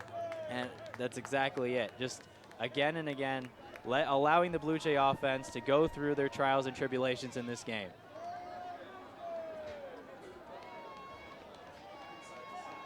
So the Blue Jays are going to come away. They're going to move to 2-2 on the season, 1-0 in the CCIW. First conference win as a head coach for Ron Plans. And this is a lot of nice momentum. Speaking of Ron Plans, next week going to Carthage, Plans' alma mater. Camilleri will sit on that one more time. Augustana not going to utilize their timeout. That'll do it. The final seconds tick off the clock. The victory bell at Langhorse Field will sound today as Elmhurst comes away victorious 17-10, outscoring the Vikings 14-0 in the fourth quarter. Luke, that fourth quarter, huge for the Blue Jays. Absolutely huge, and I got to give so much credit to the Elmhurst offensive line as well, because there were gaping hole after gaping hole, seals all over the place, and Josh Williams was able to just run straight ahead and do his thing on that final drive that started in their own territory. They ran straight ahead. I think they ran one pass play on that entire drive, and that was the strike to Miller on the far side. But every time it was Josh Williams up the middle, Josh Williams up the middle, 5 yards. Didn't matter if Augustana knew it was coming. Josh Williams and that offensive line able to just continue to pound and pound and pound. And that's what we've seen from Elmhurst football for years now. Let's look at these numbers here. In the first half, Augustana had 9 first downs, just 5 in the second half. Vikings had rushed for 98 in the first half. They finished the game with 158, so just 60 rushing yards on 18 plays in the second half. Elmhurst really did a number on them. and the Vikings finish up with 281, picking up just 94 yards in the second half is what the Elmhurst defense held them to. Meanwhile, the Blue Jays offense finishes with 306 after struggling with just 130 in the opening half, and they only ran 25 plays in the first half. Credit Augustana, they held the ball for a large chunk of that first half, and Elmhurst wasn't able to do a whole lot with it. And they really did. And that was something that I was extremely impressed by them, because Elmhurst loves to hold the ball. Elmhurst is a ground and pound team. They love to win the time of possession. Augustana did really well in that first half, but Elmhurst was that much stronger in the second half. So Blue Jays finish up with 306 yards in the contest after finishing with just 130 in the first half, so 176 yards, almost outgaining Augie 2-1 in the second half. That's right. The second half, you could tell this was a complete tale of two halves. And even though the Blue Jays didn't capitalize on every red zone possession, every possession they had in the second half, they did when it counted, and the defense just kept giving them chance after chance, really picking up the Elmhurst offense when they struggled. So let's look at the final individual numbers. Josh Williams, the workhorse for the Blue Jays, 28 carries, 144 yards, 1 touchdown, average of 5.1 yards per carry. Camilleri, 16 of 30 for 1 interception and 1 touchdown, 146 total yards. Claxton became the go-to receiver in the second half, 8 receptions, 54 yards, and the big touchdown in the game-tying touchdown for the Blue Jays. Meanwhile, Augustana, Frasco, held to just 54 yards on 19 carries. Brandon Price, 38 yards on 13 carries. So Elmhurst really did a number stopping the Augustana run game. Frasco, 9 of 21, only through the air for 76 yards. He was sacked one time. That was on the fumble by the Blue Jays. Leading receivers for Augustana, Fitzgerald, 7 catches for 67 yards. But Elmhurst really came up strong in the second half when it mattered the most. And the turnovers were so key, and the Elmhurst defense just kept giving the ball back to the offense. You know, sometimes it is what it is on offense. You don't have quite the rhythm, but if you keep getting those chances, you keep giving them those chances, they're going to convert. And that's what the Blue Jays did. I was really impressed, again, by the offensive line. They just kept pounding in. The coaching staff knew, okay, we're going to have the advantage here on the line as they run and go to ring the victory bell right now. So we're gonna have that advantage on the offensive line. So let's run it on the last few drives. Let's run it straight up the middle. The sides weren't working. The linebackers were really good for Augustana at getting to the sides of the field. So let's run straight ahead and just continue to run straight ahead until we see that advantage as the victory bell sounds. So as the victory bell sounds from Langhorse Field, we will sign off. The final score, Elmhurst 17, Augustana 10. The Blue Jays victorious here on their CCAW home opener. Elmhurst improves to 2-2 on the season. Augustana now 1-3. Thank you for watching. We hope you liked the broadcast. We know you enjoyed the outcome as Elmhurst comes away with the victory. We'll be back in 2 weeks with more Elmhurst College football as Elmhurst gets set to host their homecoming matchup at 2 p.m. in 2 weeks. Meanwhile, Elmhurst volleyball, the Blue Jays host Wheaton College. That's live here on BlueJayTV.com on Tuesday night. For my partner, Luke Tanaka, this is Kevin Jude saying so long. Thanks to our entire crew. Take care, everybody.